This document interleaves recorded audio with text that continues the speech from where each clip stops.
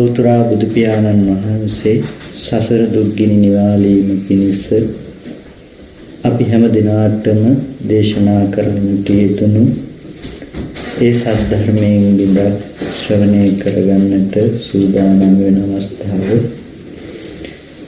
අපි සාකච්ඡා කළේ මජ්ක්‍ධිම නිකායේ මූලපණ්ණාසකයේ දෙවැනි සූත්‍රය සබ්බාසව සූත්‍රය. සබ්බාසව සූත්‍රයේ සියලු ආශ්‍රව ධර්මතා සංවර කරගන්න පරියාය සංවර කරගන්න ක්‍රමවේදය අපි එකින් එකට සාකච්ඡා කරගෙන ආවා. අද තියෙන්නේ 7 වෙනි පරියාය 7 වෙනි ක්‍රමය 7 වෙනි කොටස. අපි මීට පෙර සාකච්ඡා කළා විනෝදනයෙන් පහ කළ යුතු ආශ්‍රව කොටස පිළිබඳව. විනෝදනය කියන එක අපි හඳුනගත්තා වස්තුව පැත්ත දුරු කිරීම නොව තමාගේ චේතනාව පැත්තෙන් ඇති කරගන්න හික්මීම. පරිවර්ජණය දැක්කා වස්තුව පැත්ත මගහැර යනකුත් ඒ වගේම තමාගේ ආධ්‍යාත්මික ධර්මතා තමන්ව හික්මවා ගැනීමත් කියන දෙකම. විනෝදනයේ තුලත් අපි දැක්කා බාහිර වස්තුව තුල ඇති කරගන්න විනෝදනය සහ බාහිර වස්තුව නැති තැනට ඇති කරගන්න විනෝදනය. නැතිනම් ඒ හැම පරියායක් තුලම අපි කතා කළා මාර්ගය සහ මාර්ග සත්‍ය කියන කොටස් දෙක යටතේ. එතකොට අද තමයි අපිට අවශ්‍ය කොටස කතා කරන්නේ. එහෙමත් නැතිනම් අනිත් ටික අනවශ්‍යයි නෙමෙයි. අපි කරන කොටස කතා කරන්නේ අද දවසේදී. කතමේච භික්ඛවේ ආසවා භාවනා පහතබ්බා. භාවනාවෙන් පහ කළ යුතු ආශ්‍රව කොටස මොනවද? අපි කරන්නේ අන්න ඔය ටික. අපි නිවන් දකින්න කියලා උත්සාහවත් වෙන අපි මෙන්න මේ කොටසෙන් තමයි සියලු ආශ්‍රව ධර්මතා ටික ප්‍රහීන කරගන්න හදන්නේ නැති කරගන්න හදන්නේ. අනිත් ක්‍රම පහම අපේ ජීවිතයට අදාළ නැහැ. භාවනාව තුළ ආශ්‍රව ක්ෂය කරගන්න ප්‍රතිපදාවක් තමයි අපි ගොඩක් වෙලාවට දන්නේ සහ හොයන්නේ. නමුත් බුදුරජාණන් වහන්සේ මේකෙදී අපිට පෙන්වුවේ අවසාන කොටස හැටියට අන්තිම ක්‍රමය පෙළ හැටියට භාවනා කළ යුතු දේ වැඩි යුතු දේ මොන ධර්මතාවද වැඩි යුත්තේ සත්‍ය බොජ්ජංග ධර්මයන්. එතකොට සත්‍ය බොජ්ජංග ධර්මයන් කතා කරන්න ගියාට පස්සේ ආපහු ලොකු මිදුලක් අපිට ලොකු ප්‍රමාණයක් කතා කරන්න පුළුවන්. සත්‍ය බොජ්ජංග ධර්මතා ටික ඇතුළත මේ 7 ඇතුළත අපිට මුළු 84000ක් ධර්මස්කන්ධයම බහලා කතා කරන්න පුළුවන්. සති සම්බොජ්ජංගේ පළවෙනි සම්බොජ්ජංගේ කතා කරන්න ගියාට පස්සේ අපිට සම්පූර්ණම සතර සතිපට්ඨාන සූත්‍රය අරගෙන මුලින් ඉඳන් අගට එනකන් සාකච්ඡා කරන්න පුළුවන්.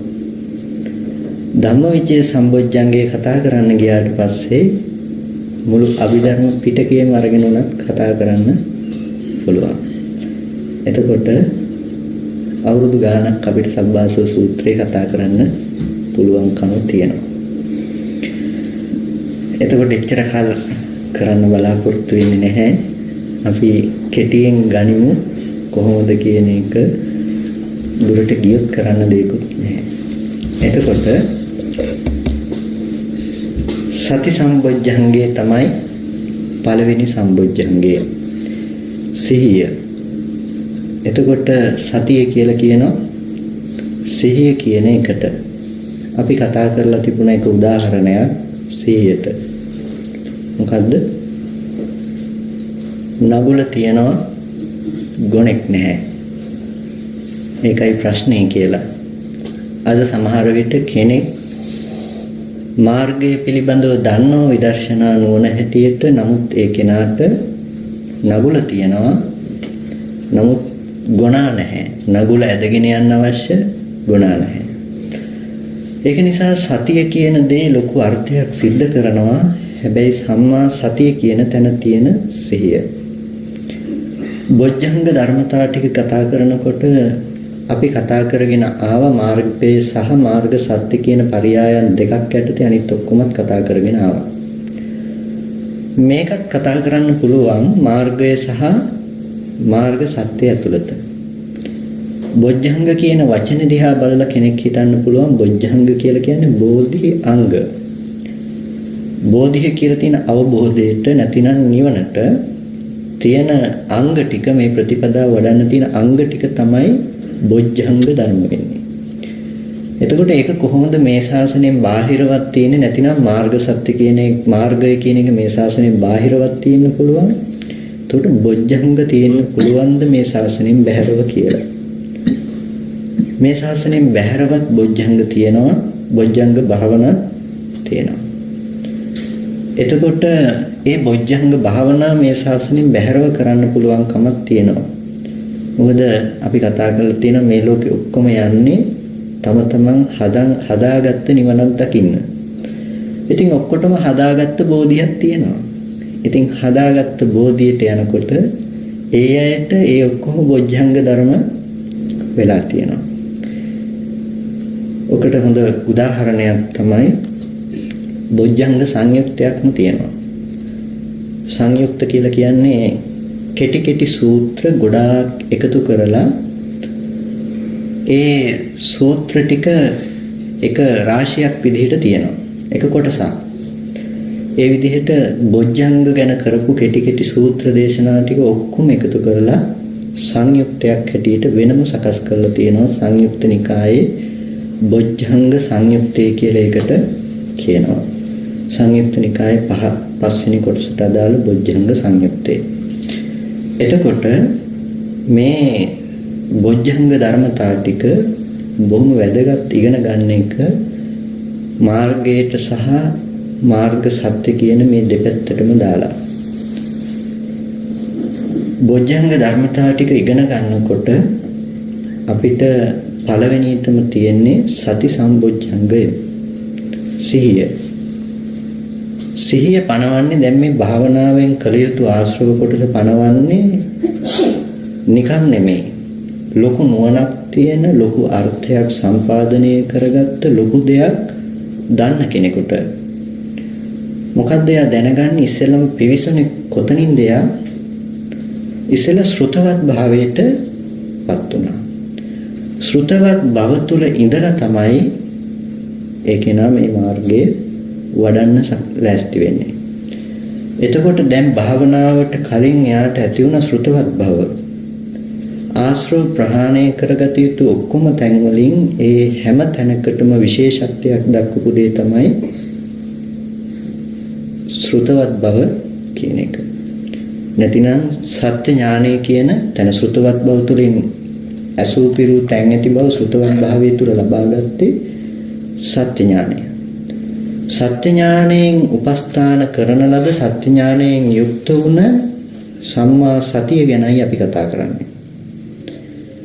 එතකොට අපි තව සූත්‍රයක් අදාළ කරගත්තොත් ඔබට මජ්ක්‍ධිම නිකායේ තුන්වෙනි භාගයේ උපරිපන්නාසකයේ තියෙනවා. ඒගොල්ලන්ට නිතර අහලා පුරුදු නම මහා චත්තාරීසක සූත්‍රය.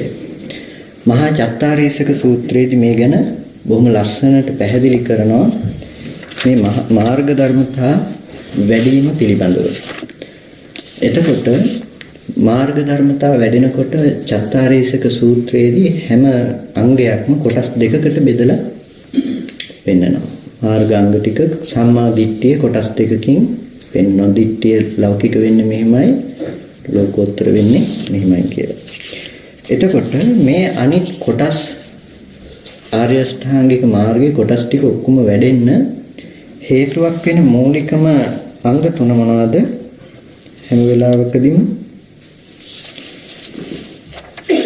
සම්මා දිට්ඨිය කියන එක අනිත් හැම ධර්මතාවයකටම අංග 7ටම උපකාර කරන ධර්මයක්. නැතිනම් අංග 8ටම උපකාර කරනවා.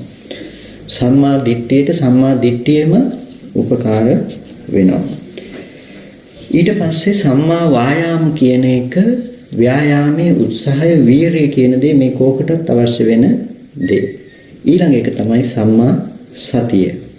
එතකොට මුළු ආර්ය අෂ්ටාංගික මාර්ගයේම වැඩෙන්නේ සම්මා දිට්ඨි, සම්මා වායාම, සම්මා සතිය කියන අන්න ඔය අංග තුන මත. මේ වාහනේ යන්න තියෙන රෝද තුන. මේ වාහනේ අරගෙන යන්න තියෙන රෝද තුන තමයි සම්මා දිට්ඨිය, ත්‍රිවිල් එකක්. එතකොට ඉස්සරහ රෝදේ යන විදිහට තමයි පිටිපස්සේ රෝද දෙක යන්නේ. එතකොට සම්මා දිට්ඨිය යන විදිහට තමයි සම්මා වායාමය, සම්මා සතියත් යන්නේ. එතකොට හැම වෙලාවකදීම දැන් සම්මා වායාමයෙන් අරගෙන යනවා උත්සාහය තුල, සම්මා සතියෙන් සිහිය පිහිටවනවා, සම්මා දිට්ඨියෙන් අවශ්‍ය තැනට හරවනවා. දැන් ත්‍රිවිල් එකේ නිවන් දකින්න යන්නයි තියෙන්නේ. එතකොට හැම වෙලාවකදීම සම්මා වායාම සහ සම්මා සතිය කියන මේ දෙක තමයි සම්මා දිට්ඨියට බලය යොදන්නේ. සම්මා දිට්ඨියට නැතිනම් ත්‍රිවිල් එකේ පිටිපස්සේ රෝද දෙක නේද කරකලා දෙන්නේ එන්ජින් එකේ. එතකොට මේ සම්මා දිට්ඨියට බලය යොදන්නේ හැම වෙලාවකදීම සම්මා වායාමයේ සහ සම්මා සතියේ. ඒක නිසා සම්මා සතිය කියන එක මේ ශාසනයේ බොහොම විශේෂ ස්ථානයක් ගන්න දෙයක්. සම්මා සතිය කිව්වහම ඇත්තටම ලොකු මාතෘකාවක්. සිහිය කියන එක. මොකද සති සම්පජඤ්ඤය කියලා අපිට මාතෘකා මුළු ශාසනයෙම දෙකට බෙදන්න පුළුවන්කම තියෙනවා. සති සම්පජඤ්ඤය කියලා. සිහිය සහ නුවණ. සිහිය සහ නුවණ කියන එක යටතේ වර්ගීකරණය කළාම අපි ගොඩක් වෙලාවට කතා කරන්නේ සිහිය ගැන. නෙමෙයි නුවණ ගැන. අපි ගොඩක් වෙලාවට කතා කරන්නේ නුවණ ගැන. නමුත් නුවණ වගේම විශේෂ ස්ථානයක් හිමි විය යුතු දෙයක් තමයි මාතෘකාවක් තමයි සිහිය කියන එක. සතිය සහ සම්පජඤ්ඤය. එතකොට සම්පජඤ්ඤේ විස්තර කරන්න යනකොට අපිට පුළුවන් අපි කතා කරපු විදර්ශනාව, අපි කතා කරන ඥාන දර්ශනය අපිට හැම තැනකදීම යොදන්න පුළුවන්කම තියෙනවා. නැතිනම් මාර්ග සත්‍ය කියන තැන. මාර්ගය පැහැදිලි කරන්නේ මාර්ගය තුල අරගෙන යන්නේ හැම වෙලාවකදීම සතිය තුල. සතිය කියන මාර්ගයෙන් හැම වෙලාවකදීම මාර්ග සත්‍යයට යොමු කරනවා. ඒක නිසා හැම වෙලාවකදීම හොඳ වචන ටිකක් කියනවා. සති සම්බොජ්ජංගම් භාවේති විවේක නිසිතං විරාග නිසිතං නිරෝධ නිසිතං වස්සග්ග පරිණාම. සති සම්බොජ්ජංගය වඩනවා කොහොම සති සම්බොජ්ජංගයක්ද විවේක නිස්ෘත වුණ. ඒ වගේම විරාග නිස්ෘත වුණ, නිරෝධ නිස්ෘත වුණ, වස්සග්ග පරිණාම වුණ. වස්සග්ග පරිණාම කියන්නේ නිවනට නැඹුරු වූ සති සම්බොජ්ජංගේ වඩනවා. එතකොට ඒක නිසා චත්තාරීසක සූත්‍රය අපි කතා කරන්න ගියොත් අර කියපු විදිහට අරච්චර කාලයක් යනවා බහුව කතා කරන්න. එතකොට දැන් මේකෙදි ගන්න අවශ්‍ය විශේෂ අර්ථය තමයි සතිය කියන එක දෙපැත්තකට යෙදෙනවා. දෙපැත්තකට යෙදෙන සතියට කොහෙට යෙදුනත් හැබැයි සම්මා දිට්ඨිය අනුග්‍රහ කරනවා කියන දේ කියන්නයි මේක ගත්තේ. සම්මා සතිය විස්තර කරනකොට හොඳට ස්ථාන දැනගෙන ඉන්න තියෙන තැන් මහා චත්තාරීසක සූත්‍රයේ හොඳ ලස්සන පරියායක්. සබ්බාසව සූත්‍රයක ලස්සන බොහොම පරියායක්. ඒ වගේම අපි චතුරාර්ය සත්‍ය ගැන කරපු යමක ප්‍රකරණයේ හොඳ පරියායක්. මෙන්න මේ කොට්ටාස තුන කෙනෙක් ඉගෙන ගත්තොත් ඒ ඉගෙනගත්ත කෙනා ධර්ම මාර්ගයෙන් එළියට ඇදලා දානවා කියන එක ලේසි නෑ. හරියට ඉගෙන ගත්තොත් ධර්ම මාර්ගයෙන් එළියට ඇදලා දානවා කියන එක ලේසි නෑ. ඒක නිසා මේ ධර්ම කොට්ටාස තුන ඉගෙන ගන්න ඕනේ. බොහොම හොඳට කොච්චර කාලයක් ගියත් ඒක සාකච්ඡා කරලා දැනගන්න තරමට ජීවිතේට වටිනවා මේ අද දවසේදී මාර්ගය වරද්ද ගන්න තරම දිහා බැලුවට පස්සේ. එතකොට සතිය කියලා කියනකොට සතිය සම්මා සතිය නැතිනම් අපි කතා කළොත් විරාග නිස්සිත, නිරෝධ නිස්සිත, වස්සග්ග පරිණාම වූ සතිය බොහොම අඩුයි. සතිය වැඩුවත් මේ සතිය වඩන එක හරි අමාරුයි. එතකොට සිහිය වඩනවා කියනකොට සිහිය දියුණු වෙන්න ඕනේ අපිට තැන් දෙකක් තියෙනවා. එකක් තමයි සතිපට්ඨානය, අනිත් එක තමයි සතිපට්ඨාන භාවනාව. එතකොට සතිපට්ඨානය වඩන්න ගියාට පස්සේ සතිපට්ඨානය තුල අපිට දැන් මේ සිහිය එකඟ කරගන්න වෙනවා, සමාධිමත් කරගන්න වෙනවා. එතකොට සතිපට්ඨානය තුල සිහිය එකඟ කරගන්න යනකොට මොන තැනද අපිට සිහිය පිහිටවා ගන්න තියෙන්නේ? කියනවා බුදුරජාණන් වහන්සේ දේශනා කරනවා මහණෙනි මේ ලෝකේ අසෘතවත් පෘතජ්ජන තෙමේ. අසෘතවත් පෘතජ්ජනයා මේ කයෙහි කලකිරෙනවා. එතකොට මේ කලකිරීම කියන එක බෙදනවා ආර්ය කලකිරීම සහ අනාර්ය කලකිරීම කියලා. ආර්ය කලකිරීම හැම වෙලාවකදීම නුවණින් දැනගෙන තමන්ගේ මෝඩකම ගැන කලකිරෙන කලකිරීම. අනාර්ය කලකිරීම රූපේ ගැන කලකිරෙන කලකිරීම. ඒක නිසා මේ අසුතවන්ත සූත්‍රයේදී සඳහන් කරපු මුල්ම කාරණාව අමතක කරන්න එපා. මුල්ම කාරණාව මොකද්ද? අසෘතවත් පෘතජ්ජනය කියපු තැන. අසු පිරූතන් නැති අසෘතවත් පෘතජ්ජනය අපි කතා කළා මේකේදී අසෘතවත් කියන්නේ මොකද්ද? ආර්ය ධම්මස්ස අකෝවිදු. ආර්ය ධර්මයේ දන්නේ නැහැ. ආර්ය ධර්මයේ හික්මෙන්නේ නැහැ. අහන්නෙත් නැහැ. ආර්ය ධර්මයේ දන්නෙත් නැහැ. ආර්ය ධර්මයේ හික්මිලත් නැහැ. මෙන්න මේ කෙනාට කියනවා අසෘතවත් පෘතජ්ජනය කියලා. ඉතින් ආර්ය ධර්මයේ දන්නේ නැති කෙනා කයේ කලකිරනවා කියන එක මෝඩකමක් නෙමෙයිද? ඒක මෝඩකමක්. අන්න ඔය කාරණාව දන්නේ නැතිකම නිසා ඔයගොල්ලෝගේ අනාගතය ගැන හිතලා කියනවා.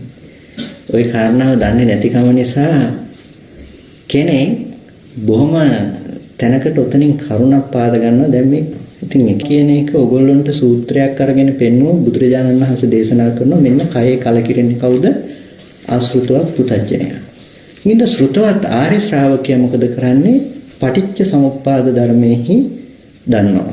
පටිච්ච සමුප්පාද ධර්මයේ ගැන දකිනවා කියලා සූත්‍රයක් පෙන්වුවාම ඕගොල්ලන්ටත් හිතෙයි ඇත්තනේ මේ කයේ කලකිරෙන්න එපා කියලා තියෙනවා. සුදුසු නෑනේ මේ කයේ කලකිරෙනවා කියන එක. කොහොමත් අපි සුබ සංඥාවට කැමතිනේ නේද? ලස්සනට තියාගන්න, ලස්සනට ඉන්න තැනකට ලස්සන රූපේ කොහොමත් ලෝකේ තියෙනවා කියන බවට අපි බොහොම කැමතියි. කැමති බවනේ අර්ථය මොකද්ද කියන එක. අසෘතවන්ත සූත්‍රයේ එතකොට අසෘතවත් පෘතජ්ජනය ගැන කතා කරන්නේ. මේ ධර්මයේ මේ ඥාන දර්ශනය අහලා නැති අසෘතවත් පෘතජ්ජනයා භාවයේ එයා කයේ කලකිරෙන්නේ මොකක් නිසාද? ඔයගොල්ලෝ දැකලා ඇති මේ ලෝකේ ඉන්නවා මානසික රෝගී. ඒ தත්ත්වය ඕනවට වඩා ගියාට පස්සේ මානසික රෝගයක් එනවා. ගිහලා නිතරම අත්හොදනවා. එහෙම නැත්නම් නිතරම පිරිසිදු භාවයට ප්‍රමාණී ඉක්මවා යන්න බලනවා. එයයි ඒ තරම් සුචිකාමී අධිසුචිකාමීත්වයේ මානසික රෝගී තත්ත්වයක් දක්වේ ධර්මතාවයෙන් උපදවන කලකිරීමක් එතන හටගත්තේ නෑ. ආර්ය ධර්මයක් තිබුණේ නෑ. ආර්ය ධර්මය අහලා තිබුණෙත් නෑ, හික්මුනෙත් නෑ. එයා දන්නේ නෑ කොටිම මේ ගැන. ඒක නිසා ඉස්සෙල්ලා සිද්ධ වෙනවා ආර්ය ධර්මයේ ගැන දැනගන්න, ශ්‍රුතවත් භාවය ඇති කරගන්න. ශ්‍රුතවත් භාවය ඇති කරගන්නකොට ශ්‍රුතවත් භාවය ඇති කරගන්න නම් එයාට සිද්ධ වෙනවා සත්‍ය ඥානය කියන තැනට හිත තියාගන්න. අපි ඉස්සෙල්ලා කතා කළා දර්ශනයෙන් පහ කළ යුතු ආශ්‍රව කොටස ගැන. ඒ ගැන නුවණ ඇති කෙනා දැන් මේ කය ගැන මතක් කරන්න යන්නේ, මෙනෙහි කරන්න යන්නේ මේ කයේ ඇති වෙන රාගානුසය දුරු කරගන්න මිසක රාගේ නැති කරගන්න නෙමෙයි. රාගේ උපන් රාගේ යටපත් කරගන්න. එතකොට කයේ කය අනුව බලමින් වාසය කරනවා. එයා ඒක එයාගේ සතිපට්ඨානය කියලා එයා හොඳට දන්නවා. ඒකෙන් නිවන් දකින්න බෑ කියලාත් එයා දන්නවා. සතිපට්ඨාන භාවනාවට හිත තියලා කය හම්බෙන්නේ නැති තැනකින් නිවන් දකින්න කියලා දැනගෙනත් එයා මේ ප්‍රතිපදාව වඩනවා අර්ථ සම්පාදනය සඳහා. ඒක නිසා ඕකට නිරුක්තියක් වෙනම සපේලා වෙනම නිවනක් හදාගත්ත කියලා නම් හරියන්නේ නැහැ. ඕකට නිරුක්තියක් වෙනම සපේලා වෙනම නිවනක් හදාගත්ත කියලා හරියන්නේ නැහැ. ඒක නිසා ඒක දල වශයෙන් මතක තියාගන්න මෙහෙම කාරණාවකුත් කියලා තියෙනවා කියන එක ගැන. ඒක නිසා කොහෙන් හරි ඔගොල්ලන්ට බොහෝ වෙලාවට සූත්‍ර පිටකයේ සූත්‍රයක් ධෘතයක් හැටියට අරගෙන යම් කරුණක් පැහැදිලි කළා කියන එකෙන් මූලිකම අර්ථය ගන්න හදන්න එපා. මුළු සූත්‍රයම විමසලා බලන්න අනිත් සූත්‍ර වලටත් ගලපලා අර්ථය ගන්න පුරුදු වෙන්න. දැන් ඕගොල්ලන්ට කිව්වොත් සීලේ යනු සතුන් මැරීම, සොරකම් කිරීම, කාමයේ වර්ධවා හැසිරීම, බොරු කීම, රහමෙර පානය කිරීම කියලා කිව්වොත් ඔන්න ඔය ටික විතරක් අරගෙන ඕගොල්ලන්ට උද්දෘත කරලා කිව්වොත් එහෙනම් බුදුහාමුදුරු සීලය කියලා තියෙන්නේ මෙන්න මේ ටික කරන්න කියලා කිව්වොත් මොකද කියන්නේ? සූත්‍රයක් පෙන්නලා කෙනෙක් කියනකොට එක්ක සූත්‍රයට වැරදිලා කියන්න වෙනවා. එහෙම නැත්නම් ඒක පිළිගන්න වෙනවා. දෙකින් එකක් කියන්න වෙනවා. නමුත් ඒකේ අන්තිමේටම තියෙනවා යන මෙයින් වැලක්මයි කියලා. යන මෙයින් වැලක්මයි කියලා තියෙනවා. අපි යන මෙයින් වැලක්මයි කියන වචනේ අයින් කරලා මේ ටික අරගෙන කෙනෙක් උද්දෘත හැටියට පෙන්නවා කියලා සම්පූර්ණ අර්ථය එන්නේ නැහැ. ඒක නිසා දැන් ඒ සූත්‍රයේ පෙන්නනවා අසෘතව පුතඥය රූපේහි මෙන්න මෙහිම කලකිරෙනවා. එතකොට අසෘතව පුතඥය කලකිරලා කයේ කලකිරලා දකින්න මේක වැඩක් වෙන්නේ නැහැ. එයා හොඳට මේක පටිච්ච සමුප්පාදයේ වශයෙන් දකින්න. එයා ලෝකෝත්තර ඥානය උපදව ගන්නයි. කයේ කයano බැලුවත් බලන්නේ ලෝකෝත්තර ඥානය උපදව ගන්න අවශ්‍ය නිසා. ඒක නිසා එයා පටිච්ච සමුප්පාද වශයෙන් දකින්නවා කියන පෙන්වන්නයි සූත්‍රය දේශනා කරන්නේ. දේශනා කරන සූත්‍රයේ අර කොටස විතරක් අරගෙන අපි පැහැදිලි කරගන්න හදනවා නම් මේක කයේ කයano බලන්න එපා. මේක වැරදි. මේක බුදුරජාණන් වහන්සේ පෙන්වුව දෙයක් නෙමෙයි කියලා ඒකට විවිධ අර්ථකථන දෙන්න හදනවා නම් ඒක සහිනේ නැහැ. අනිත් දේ තමයි pāli භාෂාව කියන එක විශේෂ භාෂාවක්. විශේෂ වෙනම භාෂාවක්. pāli භාෂාවේ තියෙන වචනයකට සිංහලයේ අපේ අර්ථකථනයක් දෙන්න හදනවා නම් ඒක හරියයිද? වැරදි. Apple කියලා pāli ඉංග්‍රීසි වචනයක් තියෙනවා. ඕකට අපි සිංහල අර්ථකථනයක් දෙනවා. app කියලා කියන්නේ අපි app දීලා ගන්නවා කියන්නේ. apple. ල කියන්නේ ලයාණය කරනවා නැති කරනවා. app නැති කරන නිසා apple කියනකොත් හරිද මම? ඒක කවදාවත් වෙන්නේ නැහැ. දන්න කෙනාට hina යනවා මිසක වෙනත් අර්ථයක් නම් सिद्ध කරන්නේ නැහැ. ඒ වගේ මේ භාෂාවේ තියෙන වචනයක් කඩලා කෙනෙකුට කියන්න පුළුවන්කම තියෙනවා මෙන්න මේකයි කියලා. මෙන්න මේකයි අර්ථය. දැන් න අනාත්ම කියන එක න අත්ත කියලා කඩලා අපිට කෙනෙක් කියනවා මේකට කියන්නේ අර්ථ වශයෙන් ගන්න එපා. අත්ත කියලා කියනවා සාරයට. අත්ත නෙමෙයි ඒ අත්ත මහ ප්‍රාණතයන්. එතකොට මේ අර්ථ වශයෙන් ගන්න එපා මේ සාර වශයෙන් ගන්න එපා කියලායි අනාත්ම කිව්වේ. නැත්තම් බුදුරජාණන් වහන්සේ ආත්මයක් නැහැ කියලා කිව්වේ නෑ. එපා කියන අර්ථයක් නෙමෙයි කිව්වේ. සාර වශයෙන් ගන්න නැතුව ඉන්න නම් මොනවද සාර වශයෙන් ගන්න නැත්තේ කියලා අහන්න වෙනවා. එතකොට මේ අනාත්ම දර්ශනේ අහලකටවත් එන්නේ නැහැ. ඒක නිසා ඒ බඳු විදිහේ අර්ථකථනයක් අපිට දහමට සැපයුවොත් ඒ සැපයීම හරි වැරදි. ඒක නිසා සති සම්පජඤ්ඤය ගැන කතා කරනකොට සිහිය ගැන කතා කරත් අපිට සිහිය පිහිටුවිය යුතු තැනක් තමයි කය කියන එක. ඒක නිසා කොයි වෙලාවකවත් ගන්න එපා කය කියන එක සිහිය පිහිටවන්න එපා කියපු තැනක් කියන අර්ථයෙම ගන්න එපා. මොකද තව තැනකදී බුදුරජාණන් වහන්සේ දේශනා කරන දෙයක් ආධ්‍යාත්මික කයෙහි හිත සමාධි කළ යුතුයි. බාහිර කයෙන් ඥාන දර්ශනය උපදවාගත යුතුයි. ආධ්‍යාත්මික කයට හිත තියලා සති නිමිත්ත හරි ආනාපාන සතිය හරි දෙතිස් කුණප කොටාසය හරි දැන් කයේ කය අනුව බලමින් වාසය කරන්න කිව්වේ කොහෙටද? ආධ්‍යාත්මික කයේ කය අනුව බලමින් වාසය කරලා එයා හිත සමාධි කරනවා. සමතය ආසේවනය කරනවා. ඒක මාර්ගය. මාර්ග සත්‍ය බාහිර කයි ඥාන දර්ශනය උපදවගත යුතුයි. රූපය හම්බෙන තැන පිරිසිඳ දැකලා ඥාන දර්ශනය උපදවගත යුතුයි. නුවණ උපදවගත යුතුයි. මේ දෙක කලවම් කරගන්න ගියොත් එහෙම එතන ප්‍රශ්නයක් වෙනවා. ඒක නිසා මෙන්න මේ විදිහට බුදුරජාණන් වහන්සේ දේශනා කළපු යම් ක්‍රමවේදයක් තිබුණා සිහිය ගැන. ඒ සිහිය ගැන කියපු ක්‍රමවේදයේ ඔස්සේ අවශ්‍යයි අපිට කරුණු පැහැදිලි කර ගන්න. සතිය ගැන කියනකොට සිහිය අපිට විවිධාකාර සිහියක් පනවන්න පුළුවන් කියලා මම මතක් කළා. සතිපට්ඨානයේ අනුගිය සිහිය. එතකොට කයේ කය අනුව බලමින් වාසය කරන එක තුල දෙතිස් කුණප කොට්ටාස වශයෙන් හරි එහෙමත් නැතිනම් ධාතු මනසිකාරයේ තුල හරි එහෙමත් නැතිනම් Tamanට ආනාපාන සතිය වශයෙන් හරි නවසීවතික වශයෙන් හරි ඉන්ද්‍රිය ධර්මතා නැතිනම් මේ ආයතන යන්නේනකොට අපිට ඉරියව් පැවැත්ම ගැන ඉරියාපත විදිහට හරි අපිට පුළුවන් සිහිය පවත්වා ගන්න. ඒ මෙනෙහි කිරීම තමයි එයාගේ සතිය. ඒක තමයි සති සම්බොජ්ජංගය. ඒ සති සම්බොජ්ජංගයේ තුල එයාගේ වැඩෙන සිහිය තුල විදර්ශනා නුවණ තුල උපදින ඒ සිහිය ගැන හිතනකොට එයාගේ ඒ සිහිය හේතු වෙනවා නිවන් දකින්න තැන දක්වා යාව අරගෙන යන්න. එතකොට තමයි වොස්සග්ග පරිණාම වූ සති සම්බොජ්ජංගේ යාට වැඩෙන්නේ. එතකොට ඒකෙදි බුදුරජාණන් වහන්සේ සූත්‍රයේ අගට බොහොම වැදගත් කාරණයක් දේශනා කරන ඕගොල්ලන්ට බොහොම වැදගත් කාරණයක්. බොහොම කැමති වෙන කාරණයක්. මෙන්න මේ විදිහට මේ බොජ්ජංග ධර්මතාව ටික වඩනවා නම් එයා ඒකාන්ත වශයෙන්ම මේ ජීවිතය අරහත්ත්වයටපත් වෙනවා. එහෙම නැත්නම් අඩුම තරමේ මේ ජීවිතේ රහත් වෙන්න බැරුණොත් මරණ මොහොතේ හරි අරහත්ත්වයටපත් වෙනවා. එමෙතෙන් අඩුයි දේශනා කරන බුදුරජාණන්. මරණ මොහොතේ හරි අරහත්ත්වයටපත් වෙනවා.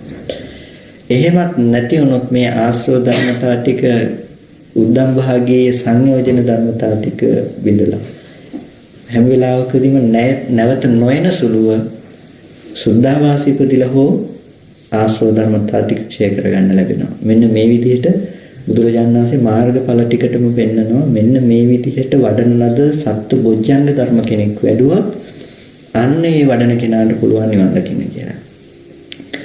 එතකොට සත්ත්ව බොජ්ජංග ධර්මතා ටික වඩන්නේ කොහොමද කියන එක ගැන අපිට හොඳ නුවණක් ඇති කරගන්න වෙනවා. මොකද්ද මේ සත්ත්ව බොජ්ජංග ධර්මතා ටිකේ සතිය කියලා කියන තැන? සිහිය. එතකොට අපි කායानुපස්සනාව ගැන වැඩි කතා කළේ නැහැ. අපි පැහැදිලි කරලා තියෙන ගොඩක් වෙලාවට විස්තර වෙන තැන නිසා අපි දන්න දෙයක් නිසා. ආනාපාන සතිය ගැනත් අපි කතා කළා. මේකත් කායानुපස්සනාවක් නැතිනම් සිහියක්. මේ ඔක්කොම කය ප්‍රතිබද්ධව යන නිසා කායानुපස්සනාව. ඊට පස්සේ චිත්තානුපස්සනාව ගත්තා. වේදනානුපස්සනාව ගත්තා. වේදනානුපස්සනාව හැම වෙලාවකදීම වේදනාසු වේදනානුපස්සී විහෙරති. වේදනාව ගැන දැක්මින් යුක්තව ඉන්නවා. අපි ඒකත් කතා කළා. මේ කයේ තියෙන වේදනාව ගැන නෙමෙයි මේ කතා කරන්නේ.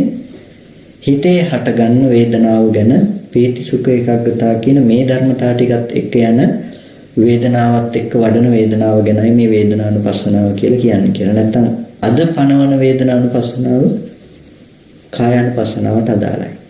කයෙහි දෙන්නේ. ඒ කායික වේදනාවනේ. රූපයකින් එන වේදනාව. රූපයක් අල්ලගෙන විඳින වේදනාවක් ගැන තමයි මෙනෙහි කරන්නේ. සැප දුක් උපේක්ෂා ගැන මතක් කළා. ඊට පස්සේ චිත්තානුපස්සනාව. අපි පුරුදු වෙනවා හිත දිහා බලන් ඉන්න. ගොඩක් වෙලාවට සතිය තුල පෙන්වන දෙයක් තමයි හිත දිහා බලාගෙන ඉන්න කියන එක. හිත දිහා බලන් හිටියත් ඒද හරියන්නේ නැහැ. මේ හිත රාග සහිතයි කියලා දැක්කත්, ද්වේෂ සහිතයි කියලා දැක්කත් හිත දිහා බලාගෙන හිටිය කියන එක වැඩක් වෙන්නේ නැහැ. එතකොට හිත දිහා බලන් ඉඳීම තුළ අපි කියන අර්ථය කවදාවත් සම්පාදනය වෙන්නේ නැහැ. අපි කිව්වොත් මුරකාරයෙක්, දක්ෂ මුරකාරයෙක් එයා බලාගෙන ඉන්නවා යන එන අය දිහා. දැන් යන එන අය දිහා බලාගෙන හිටියට වැඩක් වෙනවද? මේ අය පරීක්ෂා කරලා යවන්න ඕනේද? පරීක්ෂා කරලා යවන්න ඕනේ. පරීක්ෂා කරලා යවන්න නැතුව නිකන් කොච්චර ආරක්ෂාවක් දාලා තිබුණත් ආරක්ෂාවට කොච්චර පිරිසක් යොදවලා හිටියත් මෙතනින් යන අය ආරක්ෂාවට පරීක්ෂාවට ලක් වෙන්නේ නැත්නම් ඇතුළත ආරක්ෂා කරගන්න පුළුවන් වෙයිද? පුළුවන් වෙන්නේ නැහැ කවදාවත්. ඒක නිසා කෙනෙක් මාර්ගයේ හැටියට පනවනවා නම් හිත දිහා බලන් ඉන්න කියලා හිතට ලෝභ සහගත අරමුණු වෙනවා. හොඳයි ලෝභ සහගත අරමුණ ගැන දැනුවත් වෙන්න. ද්වේෂ සහගත අරමුණු වෙනවා. ද්වේෂ සහගත අරමුණු ගැන දැනුවත් වෙන්න. කැමති විදිහට ජීවත් වෙන්න, කැමති විදිහට ජීවත් වෙන ගමන් හිත දිහා බලාගෙන ඉන්න. මොකද වෙන්නේ කියලා. එතකොට නිකම්ම සංසිඳෙයි කියනවා. සංසිඳෙයිද? ඔගොල්ලෝ පාරක් අයිනට ගිහිල්ලා බලාගෙන ඉන්නකෝ යන්නේ යන වාහන දිහා වාහන නතර වෙයිද කියලා. කොයි වෙලාවකවත් වාහන නතර වෙන වෙලාවක් එයිද කියලා. එන්නේ නැහැ. වාහනේට ඕන වෙලාවට වාහනේ යනවා. කවදාවත් වාහනේ නතර වෙන්නේ නැහැ. ඔයගොල්ලන්ට පුළුවන් නම් රේල් ෆීල් එකක් නැතිනම් කෝච්චියක් ළඟ කෝච්චියේ යනකොට ගේට් එක වහලා තිනකොට වාහන නතර වෙන්නේ නැද්ද? වාහන නතර වෙනවා. ඇයි? පාරම වැහුවා. පාර වැහුවොත් වාහන නතර කරන්න පුළුවන්. හොඳට මතක තියාගන්න පාර අයිනට වෙලා වාහන දිහා බලන් හිටිය කියලා වාහන නතර වෙන්නේ නැහැ. හිත දිහා බලන් ඉන්න සතිය ගැන නෙමෙයි මේ කතා කරන්නේ. ඒ සතියට පුළුවන්කම නැහැ නෝපන් ආශ්‍රව ධර්මතා නෝපදවා ඉන්නත් උපන් ආශ්‍රව ධර්මතා දුරු කරන්න. ඒක නිසා මේ සතියෙන් කරන වැඩක් තියෙන්න ඕනේ. අපි සබ්බාසව සූත්‍රේ කතා කරන්නේ සතියට වැඩක් පවර්ලා. නිතරම සිහියෙන් ඉන්නවා එයා ආශ්‍රව ධර්මතා ගැන යෙදෙන අරමුණු ගැන හිත පැත්තෙන් එයාට ඒ වැඩේ තුල පවරනවා. ආශ්‍රව ධර්මතා ඉපදුනොත් උපන් ආශ්‍රව ධර්මතා තියාගන්න එපා දුරු කරන්න. සිහියෙන් එයාට පෙන්නනවා. නෝපන් ආශ්‍රව ධර්මතා නෝපදින විදිහට වැඩ කරන්නත් වෙනවා. දැන් සිහිය පිහිටව ගන්න පුළුවන් අපිට උපන් ආශ්‍රව ධර්මතා ගැන. එතකොට ඒවා අපිට ප්‍රකටයි. මගේ මේ ආශ්‍රවේ වැඩි, කාමාශ්‍රවේ වැඩි, භව මේ ආශ්‍රව ධර්මතාව භවශ්‍රවේ, අවිජ්ජාශ්‍රවේ වැඩි. මේ වැඩි ආශ්‍රව ධර්මතා ගැන සිහිය පවත්වන එක තුල එයාට පුළුවන්කම තියෙනවා මේක දුරු කරන්න උපක්‍රම ගන්න. ආශ්‍රව ඇති වුණ බව දන්නේ නැත්තම් එයාට පුළුවන් කමක් නැහැ ඒ ආශ්‍රවේ දුරු කරන්න. ඒක නිසායි සතිය මුලටම පෙන්වන්නේ එයාට සිහිය උපදව ගන්න වෙනවා. සිහිය උපදවගෙන උපන්නා වූ සිහියෙන් යුක්තව එයාට සිද්ධ වෙනවා දැන් යුද්ධෙට බහින්න. තමා තුළ සතුරන් ඇති කියලා දන්න කෙනෙක් තමන්ගේ නගරයේ තුල සතුරන් ඇති කියලා දන්න රජ කෙනෙක් යම් විදිහකින් සතුරන්ට විරුද්ධව ක්‍රියාමාර්ග ගන්නවද ඒ ක්‍රියාමාර්ගයේ වගේ අපිට සිද්ධ වෙනවා දැන් යුද්ධෙට බහින්න. එහෙම යුද්ධෙට බහින්න නැති රජාගෙන් ඇති වැඩක් වෙන්නේ නැහැ. ඒ නගරේ වහා විනාශයටපත් වෙනවා. නගරේ සතුරු ඉන්නවා කියලා දැනම සතුරු දිහා බලන් හිටිය කියලා වැඩක් වෙන්නේ නැහැ. ඒක නිසා අපිට සිද්ධ වෙනවා දැන් මේ සතුරුන්ට එරෙහිව යන්න නම් අපිට සිද්ධ වෙනවා මේ ආශ්‍රව ටිකට එරෙහිව දැන් ක්‍රියාත්මක වෙන්න. එතකොට කාමාශවේ උපන් තැනම නැති කරන්න අපිට ක්‍රමයක් භාවිත කරන්න වෙනවා. ඒ ක්‍රමය තමයි අපි කතා කරන්නේ දැන් සතිපට්ඨානය තුල අන්න අපිට ක්‍රමය උපදිනවා. සතිපට්ඨානය අයිය ගෙනල්ලා දුන්නේ අපිට දැන් සිහිය පෙන්නවා ඇතුලේ සතුරු ඉන්නවා කියලා. ඒක නිසා දැන් ඉන්න සතුරු එළියට දාන්න දුන්න ක්‍රමයක් සතිපට්ඨානය. ඔබ සුබ වශයෙන් ගන්න එපා ලෝකය. ලෝකේ තියෙන මේ ධර්මතාවය හොඳට දකින්න. එතකොට ඒකෙන් කරන්නේ මේ ඇතුලේ ඉන්න සතුරු එළියට දාන එක මිසක වෙනත් දෙයක් නෙමෙයි. අසුබය වඩන්න කිව්ව කියලා අසුබය තුල කියන්නේ ජීවිතය ගැන කලකිරෙන්න කියලා නෙමෙයි. අසුබය වැඩිම තුල බලාපොරොත්තු වෙන යම් අර්ථයක්. ඒ අර්ථය තමයි සුබ සංඥාව නිසා යම් කාමච්ඡන්දයක් හදලා තියෙනවා නම් මේ රළු ඕලාරික කාමච්ඡන්දය යටපත් කරන එක. එහෙම නැත්නම් අපිට එකපාර මේක යටපත් කරන්න බෑ මේ කෙලෙසිය. අධිකවම අපිට තරහ ගිහිල්ලා ඉන්න වෙලාවකට තරහ ගන්න එපා කිව්වොත් එපා කියන එකටත් තරහ යනවා මිසක වෙනත් දෙයක් වෙන්නේ නැහැ. තරහ ගන්න එපා කියන කෙනත් එක්කත් තරහ යනවා මිසක තවත් දෙයක් වෙන්නේ නැහැ. මෙච්චර දෙයක් වෙලා තියෙනකොට මේ මිනිස්සු තරහ ගන්න එපා කියනවා කියලා එපා කියන කෙනත් එක්කත් තරහයයි. ඒකයි ස්වභාවය. ඒක නිසා එයාට ඉස්සෙල්ලා සිද්ධ වෙනවා අර අධික තරහ නැති කරගන්න මෛත්‍රිය වඩන්න කලින්. මෛත්‍රිය වඩන්න කලින් එයාට සිද්ධ වෙනවා අර අධික ලෙස ඇති කරගත්ත තරහ නැති කරගන්න. ඒක නිසා අධික තරහව නැති කරගන්න එයාට යම් ක්‍රමයක් යම් පාලනයක් අවශ්‍ය වෙනවා. එතකොට එයාට ඒ පාලනය කරගන්න අවශ්‍ය වෙන ක්‍රමය ඒක මාර්ග සත්‍ය නොවෙන්න පුළුවන්. ඒකට තමයි මාර්ගය පෙන්වන්නේ. ඒ වගේ කාමාශවේ, භවආශවේ, අවිජ්ජාශවේ වැඩි වෙලා තියෙනකොට වැඩි වෙච්චි මොහොතට පනවන්නේ නැහැ මාර්ග සත්‍ය කියන එක. මාර්ග සත්‍ය ඒ වෙලාවට පැනෙවුවොත් එහෙම අහයි පිස්සුද තියෙන දේ අල්ලන්න බෑ නම් මේ අල්ලන්නේ මොකද්ද කියලා. ඇයි ආශ්‍රව ධර්මතා ඒ තරම් වැඩි තමන්ගේ හිතේ ඇති වෙන ධර්මතා ටික පේන්නේ ඒක පේන්නේ මෙලියේ තියෙන දේ හැටියට. එතකොට තරක කරන්න යනවා ටක් ගාලා. ඔය ඉස්සෙල්ලේ ඉඳන් තිබ්බ පොත නෙමෙයි නම් එහි ඉඳලා බලපු පොත නෙමෙයි නම් ඔය සූත්‍රය ඔගේ තියෙනවා කියලා දන්නේ කොහොමද කියලා හරි අහයි. ඒ ඉස්සෙල්ලේ ඉඳන් තිබ්බ බව දන්නේ නැත්නම් ඒකෝට කොහොමද දන්නේ කියලා හරි අහනවා. ඒ තරම් ආශ්‍රව ටික වැඩි. ඒක නිසා ඒ ආශ්‍රව ධර්මතා ටික යටපත් කරගන්න යාට සිද්ධ වෙනවා සතිය වඩන්න ඉස්සෙල්ලා. කයේ කයානුව බලමින් වාසය කරන්න. එතකොට කයේ කයානුව බලමින් වාසය කරන එයාගේ හිත තැම්පත් වෙනවා. තැම්පත් වෙනකොට හිත තැම්පත් වුණ හිතෙන් ඇත්ත දකින්න පහසු වෙනවා. එතකොට පුළුවන් සති සම්බොජ්ජංගයම එයාට වොස්සග්ග පරිණාම කොට නැවත හරවන්න. ඒ හරවන්නේ කොහොමද?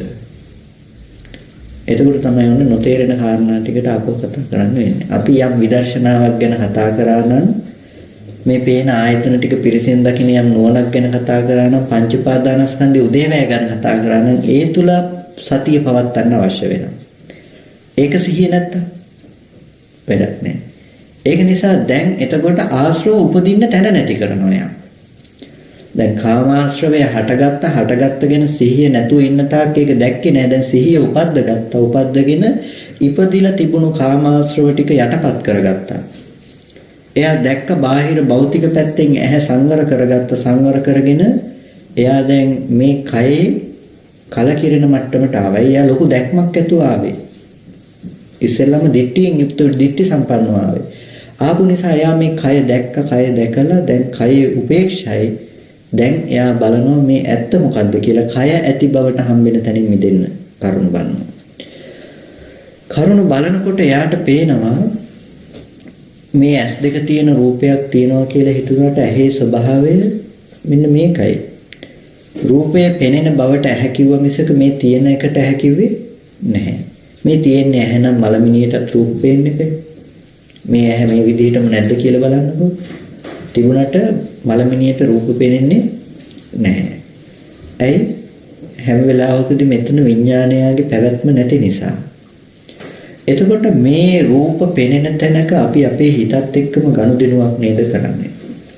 එතකොට අපි නොදන්න දෙයක් ඇස් හමුවට එනකොට අපි කවදාවත් නොදන්න දේ මේ අහවල් දේ කියලා දැනගන්න පුළුවන් වුණාද? පුළුවන් උනේ නැහැ. එතකොට ඒ පුළුවන්කම ලැබුණේ නැති නිසා ඕගොල්ලන්ට ඒ ගැන නිමිති තිබුණේ නැහැ. දෙවැනි දවසේ එක හම්බුණොත් දැන් නිමිති තියෙනවා. එතකොට දෙවැනි දවසෙත් ඇස් හමුවට ආවේ එකම විදිහට නෙමෙයිද අර රූපය? ඇහැ ළඟට ආවේ එකම විදිහට. එකම විදිහට ඇහැ ළඟට එන දෙයට ඊයේ තිබුණ දේ අදත් තියෙනවා කියන්න ඊයේ තිබුණ දේ ඉපැද්දුවේ කොහෙන්ද? තමන්ගේ මනස තුලින් ගෙනල්ලා දීපු දේ. එතකොට මෙන්න මේ තමන්ගේ මනසෙන් ගෙනල්ලා දුන්න දේ ඊයේ ඉඳලා තිබුණු බවට ගෙනල්ලා දුන්න මේ වර්තමානයේ ඇහැට ආපු නිමිත්ත අරබය. එතකොට දැන් හැම වෙලාවකදීම අතීතයේ ඉඳලා අපිට දකින්න පුළුවන් රූප ලෝකේ තිබුණා කියලා අතීතයේ ඉඳලා දකින්න පුළුවන් රූපය ගෙනල්ලා දෙන්නේ. අතීතයේ ඉඳලා තිබුණු රූපය ගෙනල්ලා දෙන්නේ තමන්ගේ මනසින් නේද කියලා එයා රූපේ සංවර වෙනවා. රූපේ සංවර වෙන්නේ හැම වෙලාවකදීම රූපේ නොහට ගන්න විදිහට තමන්ගේ හිත ගැන මනා දැනුමින් යුක්තව වාසය කරනවා. මනා දැනුමින් යුක්තව වාසය කරනකොට එයාට හිත ගැන හොඳ නුවණයි. හිත ගැන හොඳට දකින්න පුළුවන්. එතකොට හිත ගැන දකිනකොට දැකලා තියෙන්නේ මොකද්ද? තමන්ව. හිත ගැන දකින්න කියලා දැකලා තියෙන්නේ තමන්ව. තමන්ගෙන් තොර හිතත් හිතෙන් තොර තමනුත් හම්බෙලා නැහැ. අපි කතා කළා කෝප්පේ තියෙනවා කියලා. කෝප්පේ බව හිතනකොටම මොකද්ද? පංච උපාදානස්කන්ධයයි හටගත්ත මේ පැත්තෙන්. හටගත්ත පංච උපාදානස්කන්ධේ දකින්නෙක් වෙනම හිටියේ නැහැ. කෝප්පේ බව හිතුණු බවමයි තමන්. එතකොට තමන්ගෙන්තර කෝප්පෙන්තර තමනුත් හිටියේ නැහැ. එතකොට තමන්ම ඌ කෝප්ප බවට ඒකේ ලක්ෂණ ටික දැක්ක එළියේ තියෙනවා කියලා. දැන් එළියේ තියෙන කෝප්පේ ගැන කතා කරනවා. මේ එළියේ තියෙන කෝප්පය ගැන කතා කරන කතා කිරීම වැරදි නේද කියලා එයා හොඳ නුවණක් උපද්ද ගන්න උත්සාහවත් වෙනවා. දැන් ඔය නුවණ නිකන් උපදව ගන්න බෑ. එයාට ඒ තුල සිහිය පවත්වන්න වෙනවා. සිතුවිලි ඇති වෙලා නැති වෙලා යනවා දන්නේ නැත්නම් කොහොමද සිහිය පවත්වන්නේ? මේ නුවණ පවත්වන්නේ. ඒක නිසා සිහිය අවශ්‍ය වෙනවා. අන්නේ සිහිය එයා ලෝකෝත්තර විශේෂයි වඩන සිහියට කියනවා සති සම්බොජ්ජංගේ වොස්සග්ග පරිණාම කොට වඩනවා කියලා. සති සම්බොජ්ජංගේ නිවනට නැඹුරු වූවක් කොට වඩනවා කියලා. ඒ සති සම්බොජ්ජංගේම රූපය අනුව යමින් වඩනකොට කය අනුව බලමින් වාසය කරනකොට ඒකට කියනවා මාර්ග සත්‍ය අනුව වඩනවා. මාර්ගය අනුව සති සම්බොජ්ජංගේ වඩනවා කියලා. ඒ කොටස මේ ශාසනයෙන් බාහිරවත් තියෙනවා. හැබැයි බාහිර ශාසනයේ වඩන කෙනා එයා දන්නේ නැහැ මේක මොන අර්ථයක්ද සම්පාදනය කරන්න කියලා. එයා කය අනුව බලමින් වාසය කරන එක ගැන එයාට දැක්මක් නැහැ. මොකක් දකින්නද යන්නේ කියලා දර්ශනේ නැහැ. නමුත් මේ දකින්න හදන කෙනාට ලොකු දැක්මක් තිබුණා.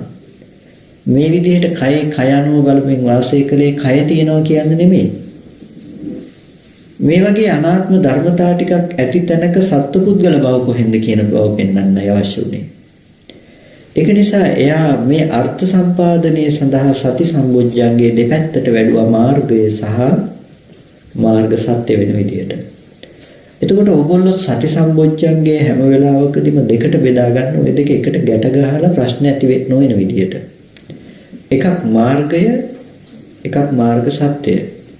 ඒක නිසා මාර්ගයට අදාළ කොටස් වලට මාර්ග සත්‍යයේ කොටස් වල අර්ථකථන දෙන්න බෑ.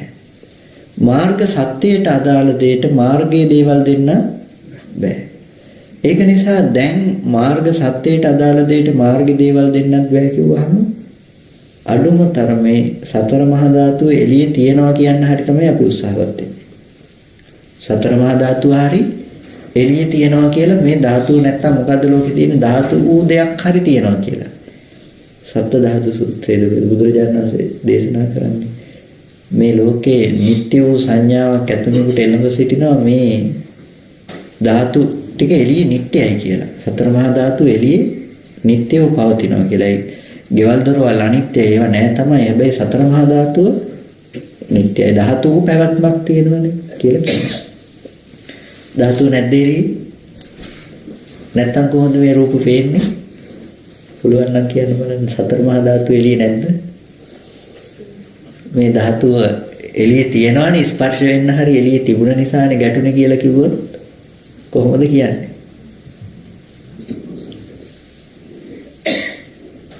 සතර මහා ධාතුව අපිට දකින්න හරි දැන් පෙනුණා.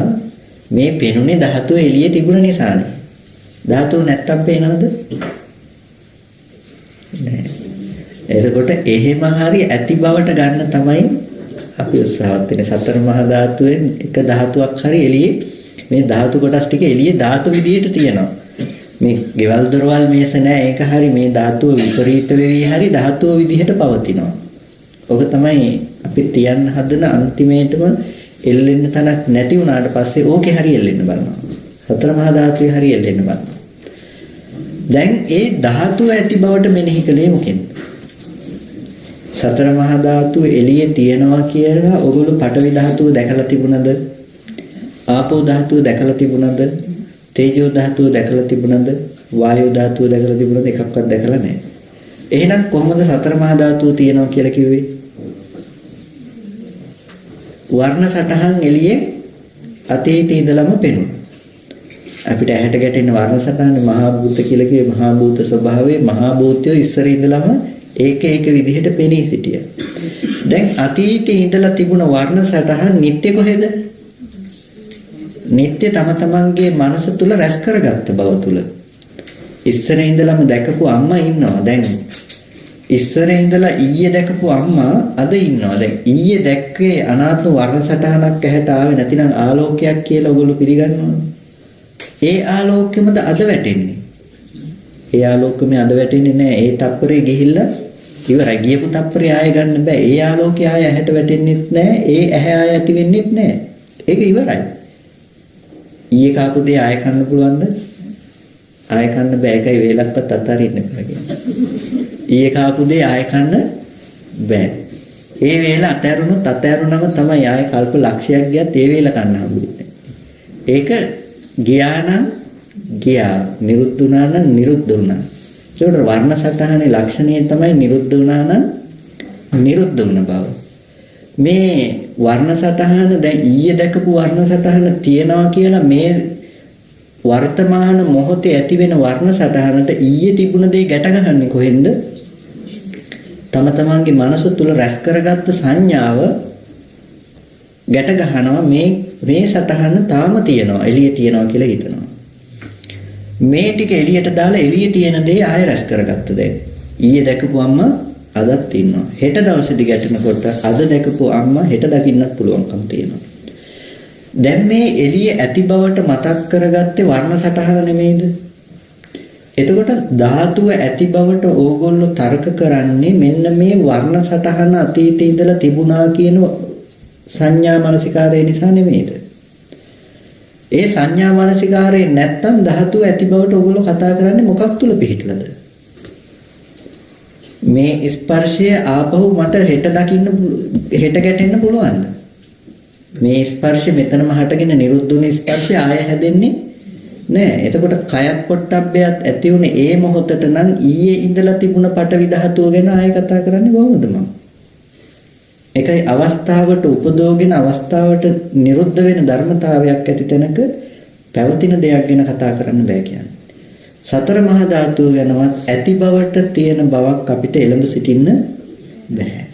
එතකොට ඒ හැම තැනකදීම අපිට පේන්න ඕනේ එක ඥාන දර්ශනයක්, එක නුවණක්. අහුත්වා සම්භූතං හුත්වාන භවිස්සති. පෙර නොතිබීම හටගෙන ඉතුරු නැතුව නිරුද්ධ වුණ ධර්මතාවය. ඒ පෙර නොතිබීම හටගෙන ඉතුරු නැතුව නැති වෙන ධර්මතාවය ගැන අපිට සිහිය පවතින්න වෙනවා. මේක දකින්න නම් සිහිය නැතුව බෑ. සිහිය පවත්වන්න වෙනවා. ඒක නිසා අපිට අනිත්‍ය දුක්ඛ අනාත්ම කියන මේ ත්‍රිලක්ෂණය ගැන හොඳට සිහියක් හොඳ දැක්මක් තියාගන්න වෙනවා. ඒක නිසා අනිත්‍ය ගැන අපිට හොඳට දකින්න වෙනවා. අනිත්‍යය කියලා කිව්වේ මොන අර්ථයෙන්ද? මේකට අනිත්‍යය කිව්වේ ඇති දේ නැති වෙලා යන බව තුල නෙමෙයි. ඇති වෙලා නැති වෙන දේ ගැනත් අනිත්‍යයක් ලෝකේ තියෙනවා. ඒ අනිත්‍ය මාර්ගයට අදාළ අනිත්‍යයක්. තියෙන දේ නැති වෙලා යනවා. මේ ඇති දේ කැඩිලා පිටිලා යනවා. ඒ දේ මාර්ගයට අදාළ අනිත්‍යයක්. එතකොට මේ සාක්ෂාත් කරන්න හදන අනිත්‍ය මොකද්ද? හැම වෙලාවකදීම හේතු ධර්මතා ටික ඇතිකල්ලි මෙහි ඇති වෙලා නැති වෙන ධර්මතාවය. ඇහත් එක්කම අත්භව පරියාපන්නෝ තමන් ඉපදුනා. තමන් එක්කම ඇහැ නිරුද්ධුණා. ඇහැ දැනගන්න බව, ඇහැ උපද්දන බව තුලමනේ තමන් තිබුණේ. තමන් හිටියේ නැත්තම් ඇහැට දැනගන්න පුළුවන් වේද?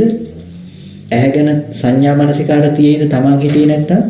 එතන තමන් කියලා තිබුණේ ඇහැ දැනගන්න බව නෙමෙයිද?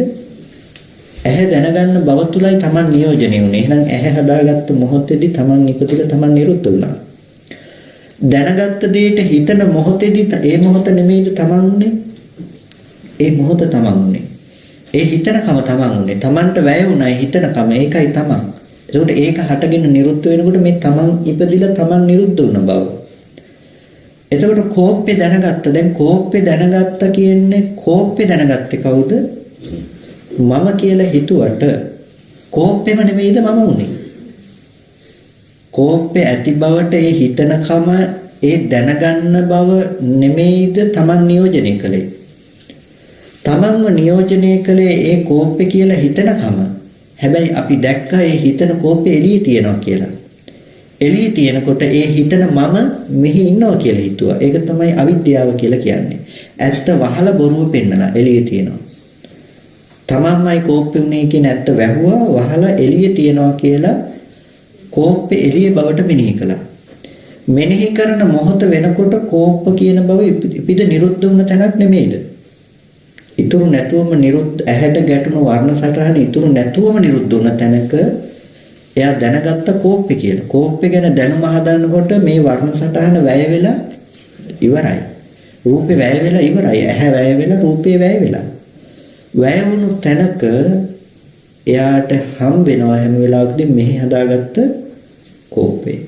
දැන් මේ කෝපය එළියට පතිත කරන බව තුලයි Taman එළියේ Tamanගේ ලක්ෂණ ටික දැක්කා එළියේ කෝපේ තියෙනවා කියලා. එළියේ කෝපේ තියෙනවා කියන එක තුල කියනවා මෙහි Taman ඉන්නවා කියලා. දැන් කෝපෙත් තියෙනවා Tamanුත් ඉන්නවා. දැන් එතකොට මෙන්න මේ එළිය සහ Taman කියන මේ කාරණා දෙක තුල අපිට හැමදාම මෙතන ඉපදිලා නැති වෙන ධර්මතාවයක් තුල පුද්ගල භාවය රැඳිලා. මෙන්න මේක සාක්ෂාත් කළොත් මේ ඒ මොහොතට හටගෙන නිරුද්ධ වෙන බව. දැන් මට ඔරලෝසුව පේනවා. ඔරලෝසුව පේනකොට අලුතින්ම ඇහැ රූප දෙක Taman වෙලා ඔරලෝසු කියන බව Taman වෙලා. ඒ මොහොතට හටගෙන නිරුද්ධ වෙන මෙතන කෝප්පේ මම වුණ ස්කන්ධ ටික නිරුද්ධ වෙලා නැද්ද? කෝප්පේ Taman වුණ ස්කන්ධ ටික ඉපිද නිරුද්ධ වුණ තැනකයි අපිට ආපහු හේතු ටික ඇති කල්ලි මේ ඔරලෝසුව හදලා දුන්නේ. ගැඹුරු වැඩිද කියන්නේ. හැම වෙලාවකදීම මේ කතා කරන්නේ ඒ මොහොතට තමන් රැස් වෙන ධර්මතාවය ගැන. අන්න ඕක සාක්ෂාත් කරන්නත් කෙනෙකුට අවශ්‍ය වෙනවා සිහියක්. දැන් ඔය වැය වෙන බව දකින්න ඔය අනිත්‍ය සාක්ෂාත් කරන්න යනකොට එයාට මේ නැති වෙනවා කියන්නත් කෝප්පේ හම්බෙන්නේ නැති වෙන බවට කෝප්පේ හම්බෙලා නැහැ. තමන්ගෙන් තොර කෝප්පෙන් තොර තමනුත් නැත්තම් කෝප්පේ කියලා හිතන මොහොත ක්ෂණිකව හටගෙන නිරුද්ධ වෙනවා නම් තමන් මේ මොහොතේ හැදිලා නිරුද්ධ වෙලා නැද්ද? තමන් පවතින තැනක් හම්බෙලා නැහැ. කෝප්පෙට පිටා සිටින්න තැනක් හම්බෙලා නැහැ. එතකොට එයාට කියනවා හොඳටම අනිත්‍ය සාක්ෂාත් කරලා. කොහේ අනිත්‍යද සාක්ෂාත් කළේ? ඇහි අනිත්‍ය සාක්ෂාත් කරලා. රූපේ අනිත්‍ය සාක්ෂාත් කළා. එයාට පිටා හිටින්න තැනක් නැහැ. ඕකින් කියන්නේ නැහැ කැමැති වශයෙන් ගන්න කැමැත්ත වශයෙන් ගන්න තැනක් නැහැ කියලා.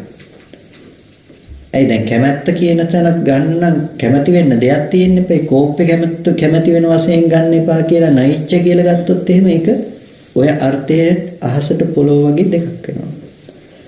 අනත්තයි කියන එක සාර වශයෙන් ගන්න එපා කියලා ඔතෙන්ද ගැලපුවා.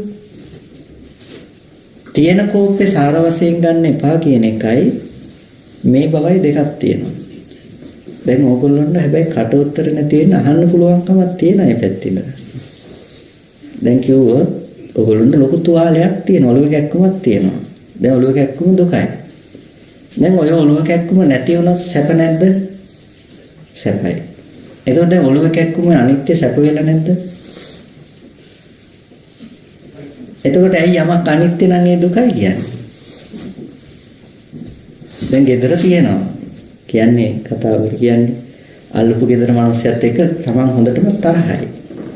ඒ මිනිස්සයාට මොනවා හරි වෙලා ඒ මිනිස්සයා මැරෙනවා. දැන් ඒ මිනිස්සයා නැති වෙච්ච කම තමන්ට සතුටු නැද්ද? හොඳටම තරහ මිනිස්සයා දැන් නැති වුණා. තමන්ට වෛර කරගෙන ආපු මිනිස්සයා නැති වුණා. දැන් සතුටු නැද්ද? එතකොට ඒ අනිත්‍ය දුකක් වුණාද? නෑ. එහෙනම් අනිත්‍ය හැමදේම දුකද? නෑ, සැපත් ගෙනල්ලා තියෙනවා. දැන් කිව්වොත් ඔයගොල්ලෝ මොනවද කියන්නේ?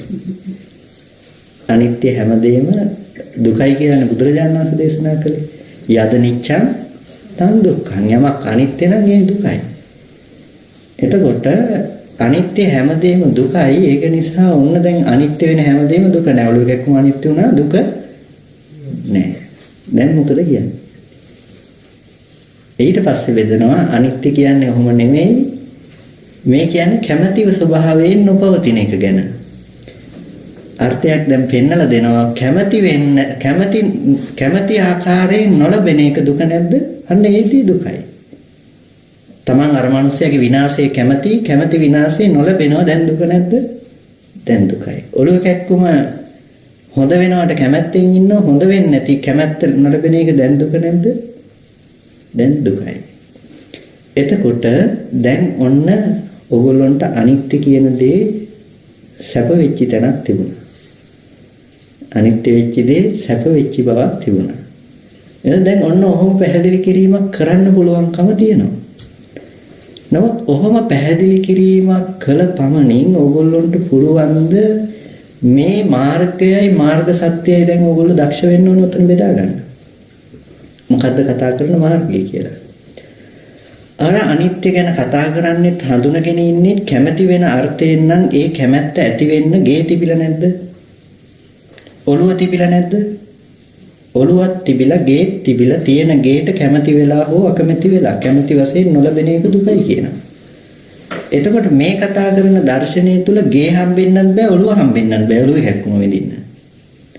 ගේ හම්බෙන්නත් බෑ, ඔළුව හම්බෙන්නත් බෑ. දැන් කැමැති වෙන්නත් අකමැති වෙන්නත් නැති වෙන්නත් ඔයගොල්ලන්ට ගේ හම්බෙන්න බෑ. ගේ හම්බෙන බවම මොහය වුණොත් ගේ හම්බෙන තැනම ඔයගොල්ලන්ට තියෙන නිත්‍ය සංඥාව. කැමැති වෙන්නත් අකමැති වෙන්නත් ගේ හම්බෙන තැනම තියෙන්නේ නිත්‍ය සංඥාව. ගෙදර තිබිලා ඊයේ ඉඳලා අද වෙනකන් තියෙන ගෙදර තිබිලා තියෙන ගෙදරට තමයි ඔයගොල්ලෝ ඇලුනේ. නැති ගෙදරකට ඇලුනේ නැහැ. දැන් ඒක නිසා දැන් මේ කැමැති වෙන දේ වෙනස් වෙන විදිහට නොලබීම කියලා නෛච්ඡාර්ථයෙන් ඕක ගන්න ඔය කතාව කියනවා. දැන් එතකොට මේ කතා කරන්නේ ඒ වගේ තැනකින් අරගෙන නෙමෙයි. මේ කතා කරන්නේ ආධ්‍යාත්මික පැත්තේ ධර්මතාව ටිකකින් අරගෙන. කැක්කුමට ඔළුව තියන්න එපා කියලා මේ කියන්නේ. කැක්කුමක් එනකොට ඔළුව තියන්න එපා ඒකට. gedara කියන තැන ඕගොල්ලෝ ඇලෙන්න ගෙයක් තියාගන්න එපා කියලා මම කියන්නේ. අද දවසේදී ඕගොල්ලෝ කැමැත්ත දේ නොලැබීම දුකයි කියලා එතන කලකිරෙන්න පුළුවන්. හැබැයි හෙට දවසේදී ඒ ගෙදරට ඇලෙන්න පුළුවන් හේතුව ඕගොල්ලෝ ළඟ තියෙනවා. මොකද ඕගොල්ලොන්ට ගේ තිබිලා තියෙනවා, උපේක්ෂා සාගත වෙන ගේ තිබිලා තියෙනවා. ඒක නිසා ඒ ගේ ඇති බවට ගත්ත නිත්‍ය සංඥාව දුරලන්න වෙනවා පහු.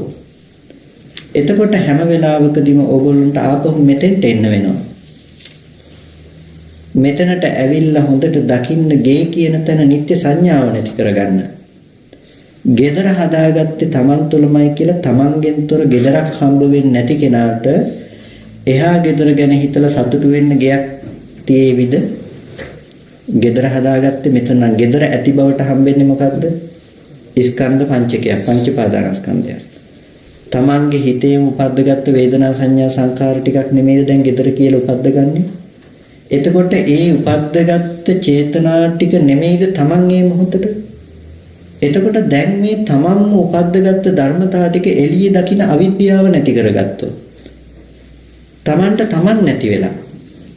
එතකොට දැන් කැමැත්ත හෝ අකමැත්ත විඳින්න කෙනෙක් නැති වෙලා, කැමැති අකමැති වෙන්න කෙනෙක් නැති වෙලා බාහිරේ තුල.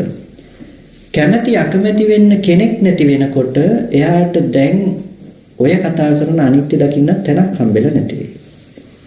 ඇයි? එයා අනිත්‍ය දැක්ක යුතු තැනින් අනිත්‍ය දැකලා ඇහැ රූප දෙක ඉතුරු නැතුවම නිරුද්ධ වෙන බව දැකපු කෙනාට මෙහි ඇති වුණ ධර්මතාව ටික පෙනේ ආධ්‍යාත්මික.